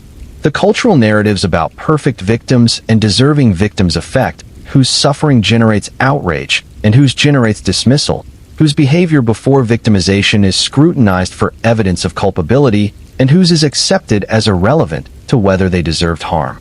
These interconnected systems, criminal justice, mental health, education, employment, immigration, economic, all affect vulnerability to violence in response to its aftermath. Improving one system without addressing others leaves gaps that people fall through, maintains vulnerabilities that allow violence to persist even when particular perpetrators are caught and punished. The work of prevention requires addressing root causes: poverty that creates desperation, substance abuse that stems from untreated trauma and lack of opportunity, mental illness that goes undiagnosed and untreated, power imbalances that allow some people to exploit others, cultural narratives that normalize certain kinds of harm. This work is difficult and expensive and requires sustained commitment over generations, which makes it politically challenging in systems that operate on election cycles and favor interventions with immediate visible results. But without this foundational work, we're left with systems that respond to violence after the fact rather than preventing it before it occurs. The cases examined here, the lives lost and damaged, represent failures of prevention as much as they represent individual acts of evil. Some violence is truly random, impossible to predict or prevent. But much violence follows patterns, escalates from warning signs, occurs in contexts where intervention was possible if someone had recognized need and had tools to respond effectively. The neighbor who heard fights and didn't call police, the friend who noticed bruises and didn't push harder, the family member who sensed something wrong but didn't want to intrude, the coworker who saw warning signs but assumed someone else would handle it. These are not villains, but people navigating complex situations where right action isn't always clear and consequences of intervention can be severe. We need better frameworks for recognizing abuse, better training in how to respond, better systems for supporting people who do speak up, better protections for those who need to leave dangerous situations. We need to close gaps between recognizing harm and having means to address it, between wanting to help and knowing how to help effectively. We need to fund mental health services adequately, make them accessible without stigma, train professionals to recognize and address trauma, provide long-term support rather than short-term crisis intervention. We need to address poverty and inequality, create economic security that reduces desperation, provide options that don't force people to choose between survival and safety. We need to examine bias at every level of institutions, in who gets protected and who gets dismissed, in whose disappearance generates helicopters and whose generates filed reports, in which cases receive resources and which receive excuses. We need to measure outcomes not just by conviction rates, but by prevention rates, by lives saved rather than just crimes solved. We need to support families of victims over long term, recognize that their needs don't end when trials end, provide resources for therapy and education and basic living expenses when trauma prevents normal functioning. We need to support survivors with understanding that recovery isn't linear, that trauma affects people differently, that compassion requires patience with processes that don't follow predicted timelines. We need to re-examine how media covers crime, encourage responsible reporting that doesn't exploit tragedy, address disparities in coverage that reflect and reinforce bias, balance public's right to information with victims' families' need for privacy and dignity. We need to improve training for police and prosecutors and judges and jurors, help them recognize bias, understand trauma, handle evidence appropriately, make decisions that balance multiple competing interests.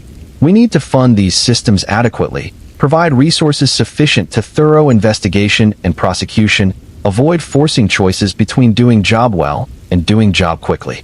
We need to reform prison systems to focus on rehabilitation where possible, provide education and therapy and skills training, prepare people for successful reentry, reduce recidivism through support rather than just punishment. We need to acknowledge that some people can't safely be released, but recognize that warehousing humans without attempting rehabilitation abandons obligation to treat even those who've done terrible things with basic dignity. We need to support children affected by crime, whether as direct victims, as survivors, or as family members of victims or perpetrators. We need to provide therapy, educational support, economic assistance, stable housing, all the resources that give them chance to build healthy lives despite traumatic beginnings.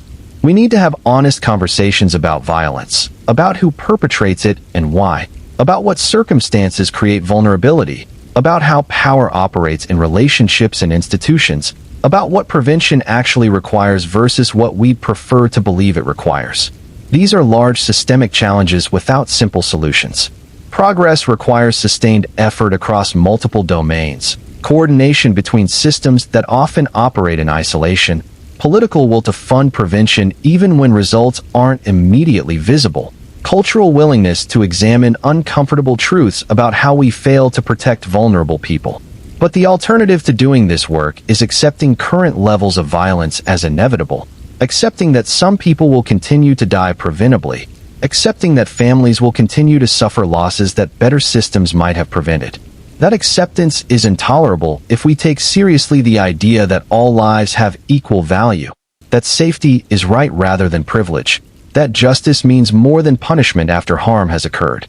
The stories here represent real losses, real people, real families still navigating absence. They're not abstract policy discussions or theoretical problems. They're evidence of what happens when systems fail, when bias determines whose life matters urgently, when prevention is underfunded and reactive responses are inadequate. Maribel Cruz, Hannah Blake, Noel Grant, Elaine Porter, and all the others. Their names deserve to be remembered not just as victims, but as people whose lives had value independent of how they ended, who deserved protection they didn't receive, who should be alive and aren't because somewhere along the chain of decisions and institutions and individual actions, prevention failed. Their families deserve acknowledgement of their losses, support in their ongoing grief, commitment to changes that might prevent others from experiencing similar tragedies. Their stories deserve to be told not as entertainment, but as evidence, not as content, but as testimony, not as cases, but as calls to action. The patterns these stories reveal about power and vulnerability, about who gets protected and who gets dismissed, about how bias and resource limitations and systemic failures combine to create conditions where violence flourishes. These patterns demand response beyond individual convictions, beyond policy tweaks, beyond performative concern that fades when media attention moves on. They demand sustained commitment to prevention, to addressing root causes, to building systems that protect all people equally, to creating society where safety isn't determined by race or class or immigration status, or whether your life fits preferred narratives about who deserves protection. This is hard work. It's expensive. It's politically challenging. It requires confronting uncomfortable truths about inequality and bias, and how we've structured our world to protect some lives more than others. It requires believing that change is possible even when current reality seems intractable. But the cost of not doing this work is measured in lives lost, in families destroyed, in children traumatized, in communities fractured, in potential unrealized. That cost is too high to accept as inevitable or acceptable or just the price of living in complex society. The stories documented here represent that cost in human terms. Give faces and names to what prevention failure looks like. Make visible the consequences of delay and dismissal and systemic inadequacy. They should disturb you. They should make you angry. They should make you question what we're doing and whether we can do better. And they should motivate action, whether that's supporting organizations that serve victims' families, advocating for policy changes, examining your own biases and assumptions, speaking up when you see warning signs, contributing to work of prevention in whatever capacity you're able. Because these stories continue. Somewhere right now, someone is being isolated by partner claiming to love them. Somewhere a woman is being dismissed when she reports danger. Somewhere a child is disappearing and the response is delayed because of assumptions about who they are. Somewhere a predator is calculating that certain victims won't be missed urgently. Somewhere someone is planning violence while wearing mask of respectability. The next tragedy is forming right now in situations we could potentially interrupt if we recognized them and had tools to respond effectively. The next family is heading toward grief that might be prevented with different choices, better systems, more equitable resource allocation. We can't prevent all violence. Humans have capacity for harm that can't be eliminated completely. But we can prevent much of it, can reduce it significantly, can ensure that when it does occur our response is swift and effective and equitable. The question is whether we'll commit to the work required, whether we'll maintain focus when it's difficult and expensive and when results aren't immediate or dramatic. The question is whether we believe that all lives matter equally enough to build systems that reflect that belief. The victims whose stories are documented here can't be saved. Their losses are permanent. But their deaths can mean something if they motivate us to prevent similar tragedies. If they illuminate patterns that help us recognize and address danger earlier. If they inspire commitment to building a world where fewer people experience violence, and those who do receive response that's adequate to their need. This is what we owe them. Memory that leads to action, grief that transforms into determination, anger that channels into change. Not just thoughts and prayers, not just temporary outrage, but sustained engagement with difficult work of prevention and response. Their families are still living with absence, still navigating holidays and anniversaries and ordinary moments made extraordinary by who's missing. They don't need our pity, but they do need our commitment to ensuring their loved ones didn't die for nothing, that lessons were learned, that changes were made, that others might be spared similar losses. This examination of cases spanning different circumstances and locations and types of violence reveals underlying commonalities: power abused, vulnerability exploited, systems failing, justice delayed, prevention underfunded. These commonalities point to solutions that are similarly common: address power imbalances, protect vulnerable people, fix broken systems, accelerate justice, invest in prevention. The specifics of how to do this work vary by context and community and available resources. But the imperative is universal. We can do better than we're currently doing, and the cost of not doing better is paid in human lives and suffering that should be unacceptable. So as we approach the end of this journey through darkness, the question becomes, what will you do with what you now know? How will these stories affect your actions, your advocacy, your understanding of what justice requires? Will you examine your own assumptions about who deserves protection and urgent response? Will you speak up when you notice warning signs? Will you support organizations working on prevention and victim services? Will you advocate for policy changes that address systemic failures these cases revealed? Or will you move on, consume next piece of content, file these stories as interesting and disturbing, but ultimately separate from your life and concerns? The choice is yours, but understand that inaction is itself action, that silence is itself statement, that accepting things as they are rather than working for what they should be is choice with consequences measured in lives that could have been saved but weren't. These stories are heavy. They should be. Truth about human capacity for harm, about systemic failures that enable that harm, about lives lost preventably. These truths should weigh on us because they matter, because they represent real people who deserved better. But weight can be transformative if we let it be, if we channel it into action rather than letting it crush us into passive acceptance. The families carrying this weight daily, forever, transform their grief in various ways, some through advocacy, some through private commemoration, some through simply surviving day by day. We who encounter their stories secondhand have responsibility to honor that grief through something more than consumption, through engagement that contributes to preventing future tragedies, through acknowledgement that these aren't just stories, but testimonies to lives that mattered and losses that should prompt response. The systems we've examined, criminal justice, media, healthcare, social services, all require ongoing scrutiny and improvement. The biases we've identified, about whose lives matter urgently, whose suffering deserves immediate response, whose absence constitutes crisis, all require conscious effort to recognize and counter. The work of prevention, addressing poverty, funding mental health, supporting vulnerable populations, creating economic security, building communities where people look out for each other, all require resources and commitment that compete with other priorities, but that represent investment in human well-being with returns that are real, even if difficult to measure. None of this is easy. All of it is necessary. The path forward requires navigating complexity without using that complexity as excuse for inaction, acknowledging limitations while refusing to accept them as permanent, working within flawed systems while pushing for their improvement. It requires sustaining attention beyond immediate outrage, maintaining commitment when results aren't dramatic or immediate, believing that incremental progress matters even when it feels insufficient to the scale of problems we're addressing.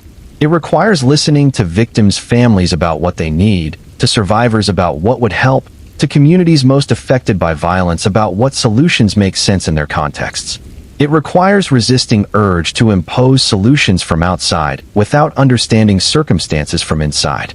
It requires coalition building across different advocacy groups and affected communities, finding common cause while respecting different experiences and priorities, working together even when perfect agreement isn't possible. It requires political engagement, holding elected officials accountable for their commitments to safety and justice, advocating for funding and policy changes that reflect evidence about what works, voting for people and measures that prioritize prevention and equitable protection. It requires personal examination of our own consumption of true crime content, our own assumptions about victims and perpetrators, our own willingness to speak up when we notice warning signs, our own choices about what we support and what we challenge. It requires recognizing that we're all part of systems that either enable or prevent violence, that our individual choices aggregate into collective impact, that abdication of responsibility on personal level contributes to failures on systemic level. It requires hope despite evidence that might counsel despair, belief that change is possible despite history of how slowly it arrives, commitment to work that might not show results in our lifetimes, but that lays foundation for future progress. The victims documented here lived in times when systems we have now didn't exist yet, when awareness was lower, when resources were scarcer. Some improvements have been made since their deaths, policies changed, protocols implemented, awareness raised. Their losses contributed to those improvements, even though they came too late for them personally. Future improvements will similarly come too late for people dying now, people suffering now, families grieving now. That's the nature of reactive change, the tragedy of learning from catastrophe rather than preventing it. But that doesn't make the improvements meaningless, doesn't make the work unworthy, doesn't justify giving up on trying to do better. Every policy improved means some future person might be protected who wouldn't have been. Every bias confronted means some future victim might be taken seriously who wouldn't have been. Every resource allocated means some future family might get support they need to navigate tragedy with less additional trauma. These are real impacts even if we can't identify specific individuals who benefited, even if improvements are partial and incomplete, even if more work always remains to be done. Progress is real even when it's insufficient, valuable even when it's slow, worth pursuing even when it's difficult. The alternative, accepting current levels of violence and current inadequacy of responses to it, is morally untenable if we believe what we claim to believe about human dignity and equal worth and society's obligation to protect all its members. So the work continues, must continue, will continue as long as people are willing to engage with it despite discouragement and setbacks and the sheer exhausting difficulty of trying to change systems that resist change. The families of Maribel Cruz and Hannah Blake and Noel Grant and all the others continue their work of memory and advocacy, continue speaking up when they have energy, continue existing even when that existence is painful, continue honoring their loved ones through whatever means feel meaningful to them. The survivors of violence continue navigating their healing journeys, continue managing trauma that doesn't resolve on schedules, continue building lives despite what was done to them, continue serving as evidence that survival is possible even if it's not the same as being unharmed. The professionals working in criminal justice and victim services and prevention continue doing difficult work with inadequate resources, continue seeing humanity at its worst while trying to support humanity at its best, continue balancing compassion with necessary boundaries, continue believing their work matters even when impact is hard to see. The advocates and activists continue pushing for changes that face political and cultural resistance, continue organizing and lobbying and educating, continue maintaining pressure on systems that prefer to maintain status quo, continue believing that sustained effort can move mountains even when movement is measured in inches. And hopefully, some people reading or hearing these stories will join that work in whatever capacity they're able, will transform their consumption of true crime into engagement with true justice, will let the weight of these stories push them toward action rather than just awareness. Because awareness without action is insufficient. Knowledge without response is inadequate. Grief without commitment to prevention honors the dead only incompletely. The full honoring comes through transformation, through letting these stories change how we see and what we do, through building from their losses foundation for future protection, through ensuring that their deaths contribute to life and safety for others even though they couldn't be saved themselves. This is heavy work. It requires carrying weight that isn't comfortable. But it's necessary work, meaningful work, work that matters in ways both immediate and long-term, ways both individual and collective. The stories here are ending, but the work they point toward continues. The cases are resolved in legal sense, but the patterns they reveal persist. The victims are gone, but the need for justice and prevention and equitable protection remains urgent. What you do with that knowledge, how you let it affect your choices and actions and advocacy, determines whether these stories serve purpose beyond satisfying curiosity or providing content. Make them serve that purpose. Let them disturb you enough to prompt response. Let them illuminate for you the work that needs doing. Let them connect you to efforts already underway to address systemic failures and prevent future tragedies. This is what we owe to people whose worst moments we've spent hours examining, whose suffering we've consumed as information or education or entertainment. We owe them more than passive reception. We owe them active engagement with the problems that led to their deaths and the solutions that might prevent similar deaths. We owe them memory that motivates, knowledge that transforms, grief that generates commitment to change. Anything less reduces their stories to consumption without consequence, treats their lives as content without connection to our own obligations and opportunities. So carry this weight forward. Let it shape you. Let it push you toward action that honors what was lost by working to prevent future losses. Let it connect you to communities and organizations doing this work already. And when you encounter next true crime story, next case of violence, next tragedy that could have been prevented, ask yourself, what am I learning from this? How does it connect to patterns I've seen before? What does it reveal about systemic failures? What can I do, even in small ways, to address those failures? These questions don't have easy answers. The work they point toward is difficult and ongoing and often frustrating. But it's necessary work, work that matters, work that saves lives and reduces suffering and builds toward a world where fewer people experience the tragedies documented here. That's the commitment these stories demand, the response they deserve, the way we transform consumption into contribution, awareness into action, grief into determination to do better. As we move toward the conclusion of this examination, it's important to acknowledge what these stories represent beyond their individual details. They're evidence of fractures in how we've organized society, how we've distributed safety and protection, how we've decided whose lives merit urgent intervention and whose merit delayed response, if any response at all. These fractures aren't accidental. They reflect choices made about resource allocation, priorities, who matters and who doesn't in the daily operations of systems ostensibly designed to protect everyone equally. They reflect biases both conscious and unconscious about race, class, gender, immigration status, lifestyle choices, all the factors that shouldn't affect whether someone receives protection but that demonstrably do. The work of addressing these fractures requires confronting truths that are uncomfortable, that implicate not just individual bad actors, but institutional structures and cultural assumptions that many people benefit from and are therefore invested in maintaining. It requires acknowledging that criminal justice system often protects property more urgently than people, that punishment is prioritized over prevention, that resources flow toward reactive responses rather than proactive intervention. It requires recognizing that this isn't inevitable or natural, but reflects specific choices about priorities that could be made differently. It requires understanding that domestic violence doesn't exist in isolation but connects to larger patterns of gender inequality, economic dependence, cultural narratives about relationships and family privacy, and what behavior is acceptable behind closed doors.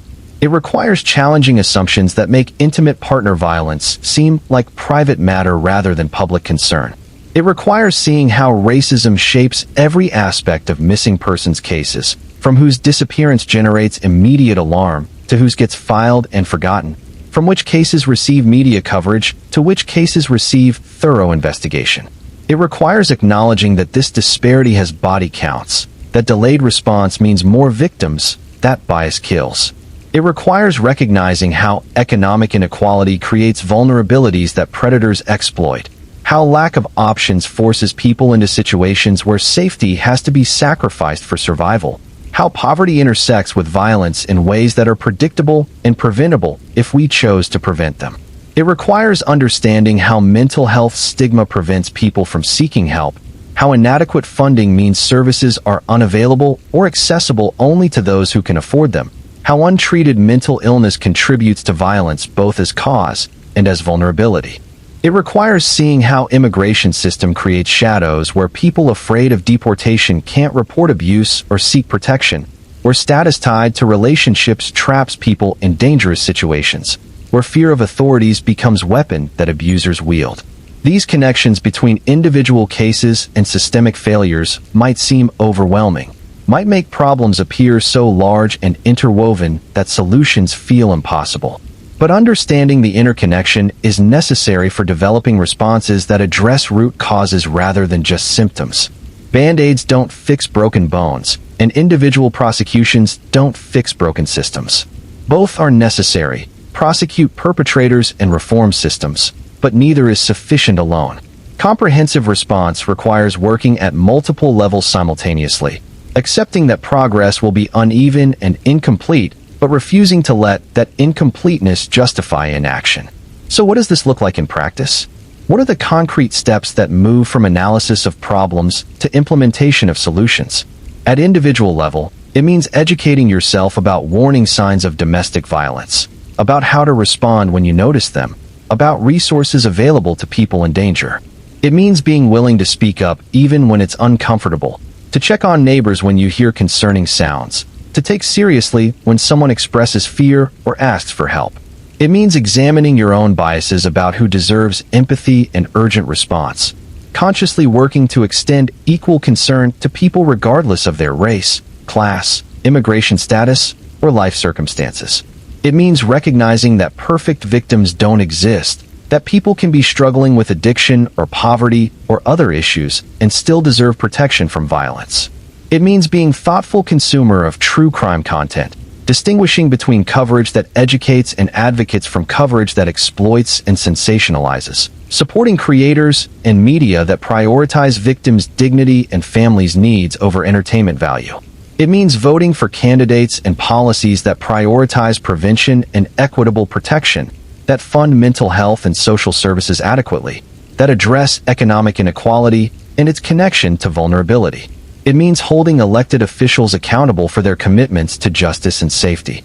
At community level, it means supporting organizations that serve domestic violence survivors, that provide legal assistance to immigrants, that offer mental health services to underserved populations, that work on violence prevention through youth programs and community building.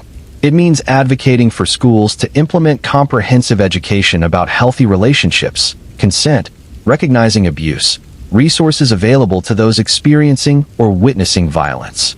It means ensuring young people have accurate information and know where to turn for help.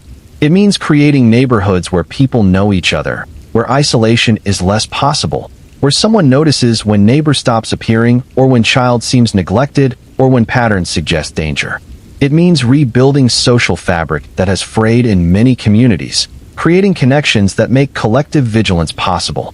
It means pushing for police departments to receive training on domestic violence dynamics, implicit bias, trauma-informed interviewing, de-escalation techniques. It means advocating for community oversight of police to ensure accountability when response is inadequate or harmful. At systemic level, it means advocating for policy changes that address gaps and failures these cases revealed. This includes mandatory arrest policies in domestic violence situations that prevent police from treating these as mutual disputes or private matters, not warranting intervention. Improved protocols for missing persons investigations that ensure equitable response regardless of missing persons' demographics or background, that allocate resources based on evidence of danger rather than assumptions about worthiness. Funding for victim services that continues beyond court proceedings, that provides long-term support for therapy, housing, economic stability, recognizing that recovery from trauma extends far beyond trial timelines.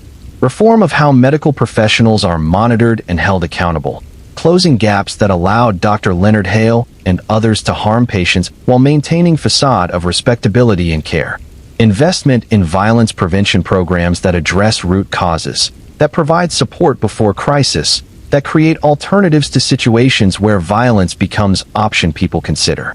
Changes to immigration policies that decouple status from specific relationships, that provide protections for victims and witnesses, that recognize how current system creates vulnerabilities that predators exploit. Adequate funding for mental health services, making them accessible without stigma or prohibitive cost, training professionals to recognize and address trauma, providing long-term support rather than just crisis intervention. Economic policies that address inequality and poverty, recognizing that economic security is prerequisite for safety in many situations. That lack of options forces people into vulnerable positions. Media guidelines that encourage equitable coverage of missing persons cases, that avoid sensationalizing some stories while ignoring others, that respect families' privacy and dignity while providing information public needs. Criminal justice reforms that prioritize rehabilitation over pure punishment where appropriate, that provide support for reentry, that address why current system has such high rates of recidivism. This is partial list, scratching surface of changes needed to address systemic failures these cases revealed. Comprehensive reform requires work across multiple domains simultaneously, coordination between systems that often operate in isolation, sustained commitment over years and decades. It's work that faces political resistance from those who benefit from status quo, from those who don't want to acknowledge biases or address their consequences, from those who prioritize other spending over investment in prevention and services. It's work that requires building coalitions across different advocacy groups and affected communities, finding common cause while respecting different experiences and priorities, maintaining pressure even when progress is slow and setbacks are frequent. It's work that demands both urgency and patience. Urgency because people are dying now, suffering now, needing help now. Patience because meaningful systemic change happens incrementally, requires persistence through frustration and disappointment. The families of victims documented here didn't ask to become advocates, didn't want their loved ones' deaths to become teaching moments or policy catalysts. They would trade every change achieved for having their family member back, for being able to reverse what happened, for living in a world where these tragedies never occurred. But since they can't have that, many channel their grief into work that honors their loved ones through trying to prevent others from experiencing similar loss. They speak at conferences, testify at hearings, share their stories despite pain of reliving them, all in hope that their suffering might contribute to preventing future suffering. Their work deserves support. Not just emotional support, though that matters, but practical support in form of showing up to hearings they organize, signing petitions they circulate, donating to organizations they recommend, sharing information they provide about needed changes. It deserves amplification, ensuring their voices reach decision makers, that policymakers hear directly from people affected by current systems' failures, that reforms are informed by lived experience of those who've navigated these systems during worst moments of their lives. It deserves respect, acknowledging the courage it takes to transform private grief into public advocacy, recognizing that every time they speak about their losses, they're reopening wounds that never fully heal, honoring their commitment to preventing future tragedies even when doing so requires reliving their own. The professionals working in this space, the victim advocates, the prosecutors specializing in domestic violence and sex crimes, the therapists treating trauma survivors, the police officers who've received training and actually implement it, the judges who understand dynamics of abuse, they deserve support as well. They do difficult work with inadequate resources, see humanity at its worst regularly, carry secondary trauma from constant exposure to others' suffering. They need adequate funding for their programs, manageable caseloads that allow them to do their work well, training and supervision that helps them avoid burnout, acknowledgement that their work matters even when outcomes aren't always successful.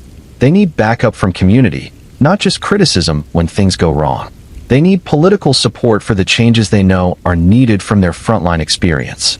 They need public to understand complexity of what they're dealing with, to recognize that perfect responses aren't always possible given constraints they operate under. This doesn't mean excusing failures or accepting inadequate responses, but it does mean recognizing that improving systems requires providing resources and support for people working within them, not just demanding better outcomes without enabling conditions that make better outcomes possible. The survivors of violence whose stories are documented here, those who lived through experiences that killed or permanently damaged others, they deserve recognition of their strength, support for their ongoing healing, acknowledgement that survival doesn't mean being okay, that managing trauma is daily work that doesn't end just because immediate danger has passed.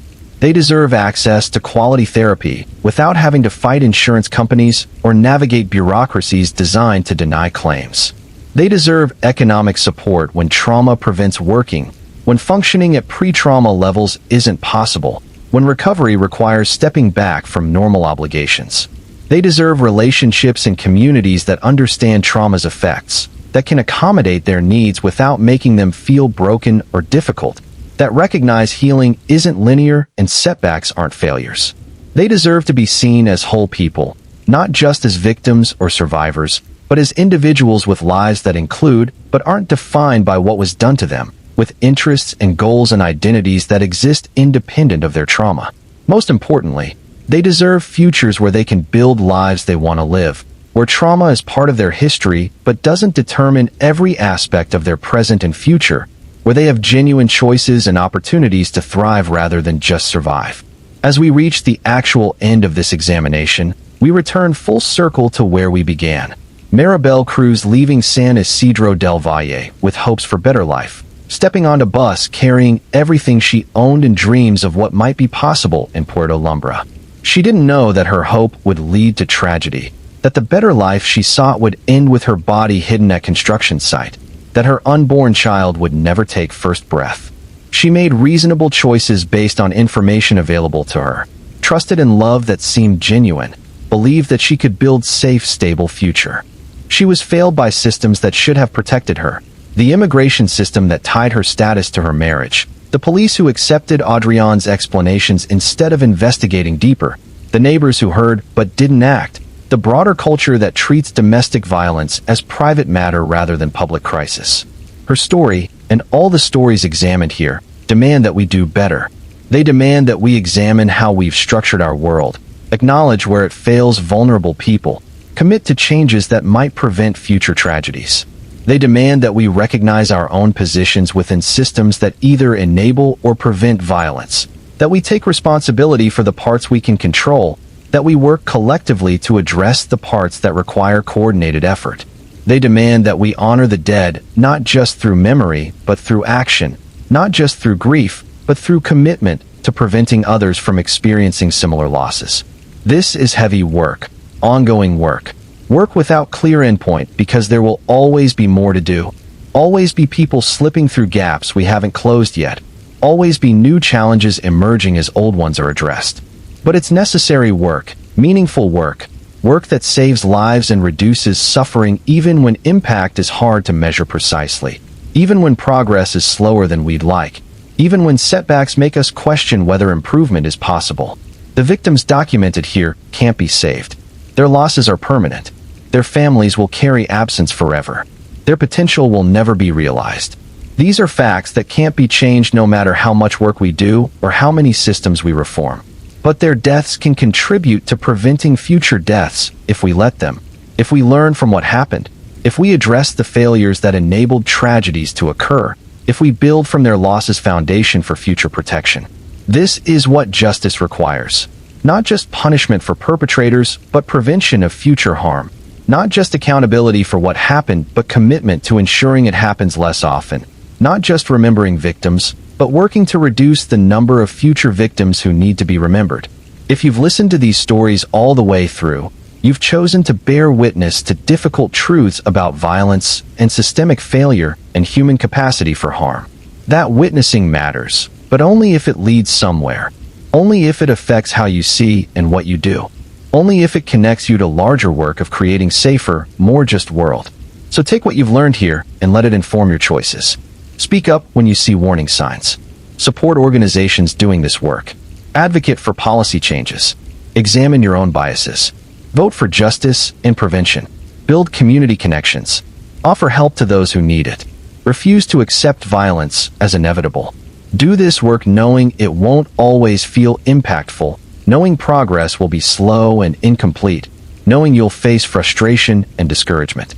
Do it anyway, because the alternative, accepting things as they are, is untenable if you believe what you claim to believe about human dignity and equal worth. Do it in memory of Maribel Cruz and Hannah Blake and Noel Grant and Elaine Porter and the 15 women Darius Blackwell killed and all the others whose names you now know. Do it in solidarity with survivors still healing, families still grieving, communities still recovering. Do it because justice delayed is justice denied, because prevention requires action, because safety should be right, not privilege, because all lives matter equally even when systems treat them unequally. Do it because these stories demand response, because knowledge creates responsibility, because bearing witness requires honoring what you've witnessed through more than just consumption. The work continues. It needs you. Not perfect version of you. Not you without limitations or constraints, but you with whatever capacity you have to contribute, whatever time and resources and energy you can offer. Some of you will do this work professionally, dedicating careers to victim services or criminal justice reform or violence prevention. Others will do it as volunteers, contributing time to organizations addressing these issues. Still others will do it through advocacy, using your voices to push for policy changes. All of it matters. All of it contributes. All of it represents choosing engagement over passivity, action over acceptance, hope over despair. So as these stories end, let the work they point toward begin or continue. Let them change you in ways that change the world, even incrementally, even imperfectly, even when impact is hard to see. Let them remind you that violence isn't inevitable, that systems can be reformed, that justice can be expanded, that prevention is possible when we commit to it. Let them connect you to communities and organizations already doing this work, to families advocating in memory of loved ones, to survivors sharing their stories to help others, to professionals dedicated to serving vulnerable populations. Let them inspire you to be part of solution rather than passive observer of problems, to add your voice and energy and resources to collective effort to create a world where fewer people experience tragedies like those documented here. This is what these stories demand. Witness that leads to action, knowledge that generates commitment, grief that transforms into determination to prevent future grief. If you've made it to the end, thank you for bearing witness. Now take that witnessing and transform it into something beyond consumption. Make it matter through what you do next. Consider subscribing to this channel if you haven't already, not because I need the numbers, but because staying engaged with these stories and issues matters, because ongoing awareness is prerequisite for ongoing action. Consider commenting with organizations you know doing this work, resources you've found helpful, ways you've engaged with these issues. Share knowledge, build community, create connections between people who care about justice and prevention. Consider sharing this video with others who might benefit from hearing these stories, who might be moved to join this work, who might transform their own awareness into action. But most importantly, consider what you personally will do differently based on what you've learned here. What will change in how you see, how you respond, how you engage with these issues? That's where impact lies, not in passive consumption, but in active response, not in momentary outrage, but in sustained commitment, not in knowing about problems, but in working toward solutions. The victims whose stories are documented here deserve that from us. Their families deserve it. Future potential victims who might be saved through better systems deserve it. Survivors struggling to heal deserve it.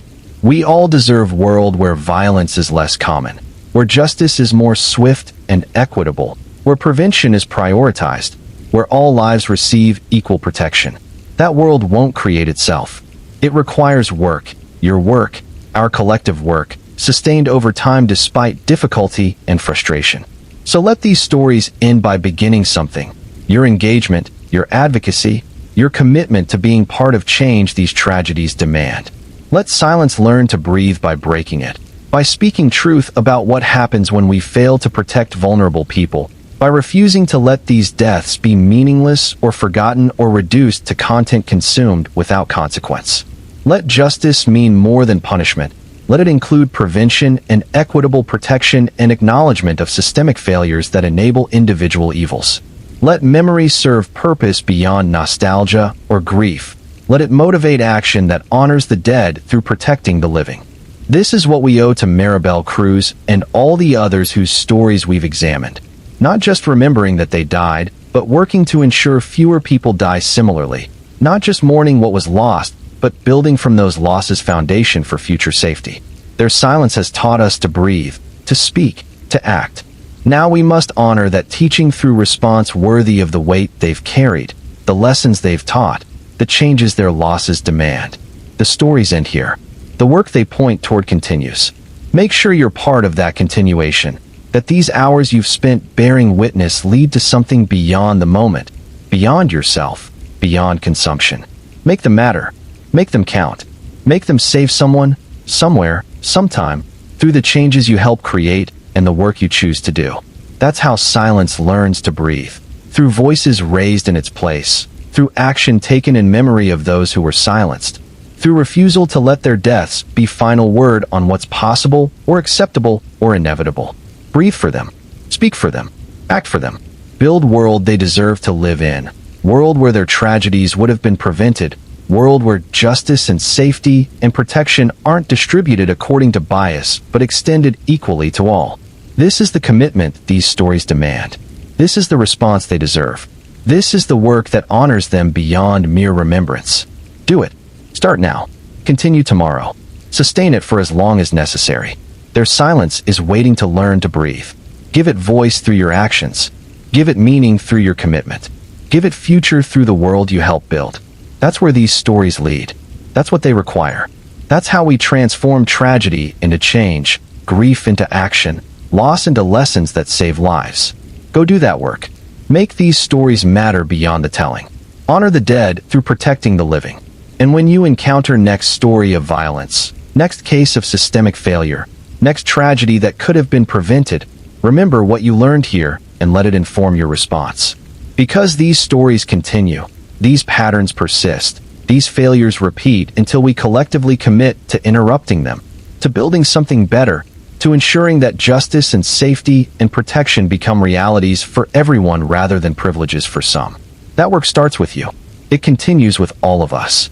It matters more than we can measure, but less than we hope isn't enough to justify giving up. So don't give up. Keep working. Keep learning. Keep advocating. Keep building. The victims whose stories are documented here are counting on us to do better than the systems that failed them. Don't let them down. Make silence breathe through action. Make their deaths mean something through prevention. Make grief transform into change. This is what we owe them. This is what they deserve. This is what justice requires. Now go do it.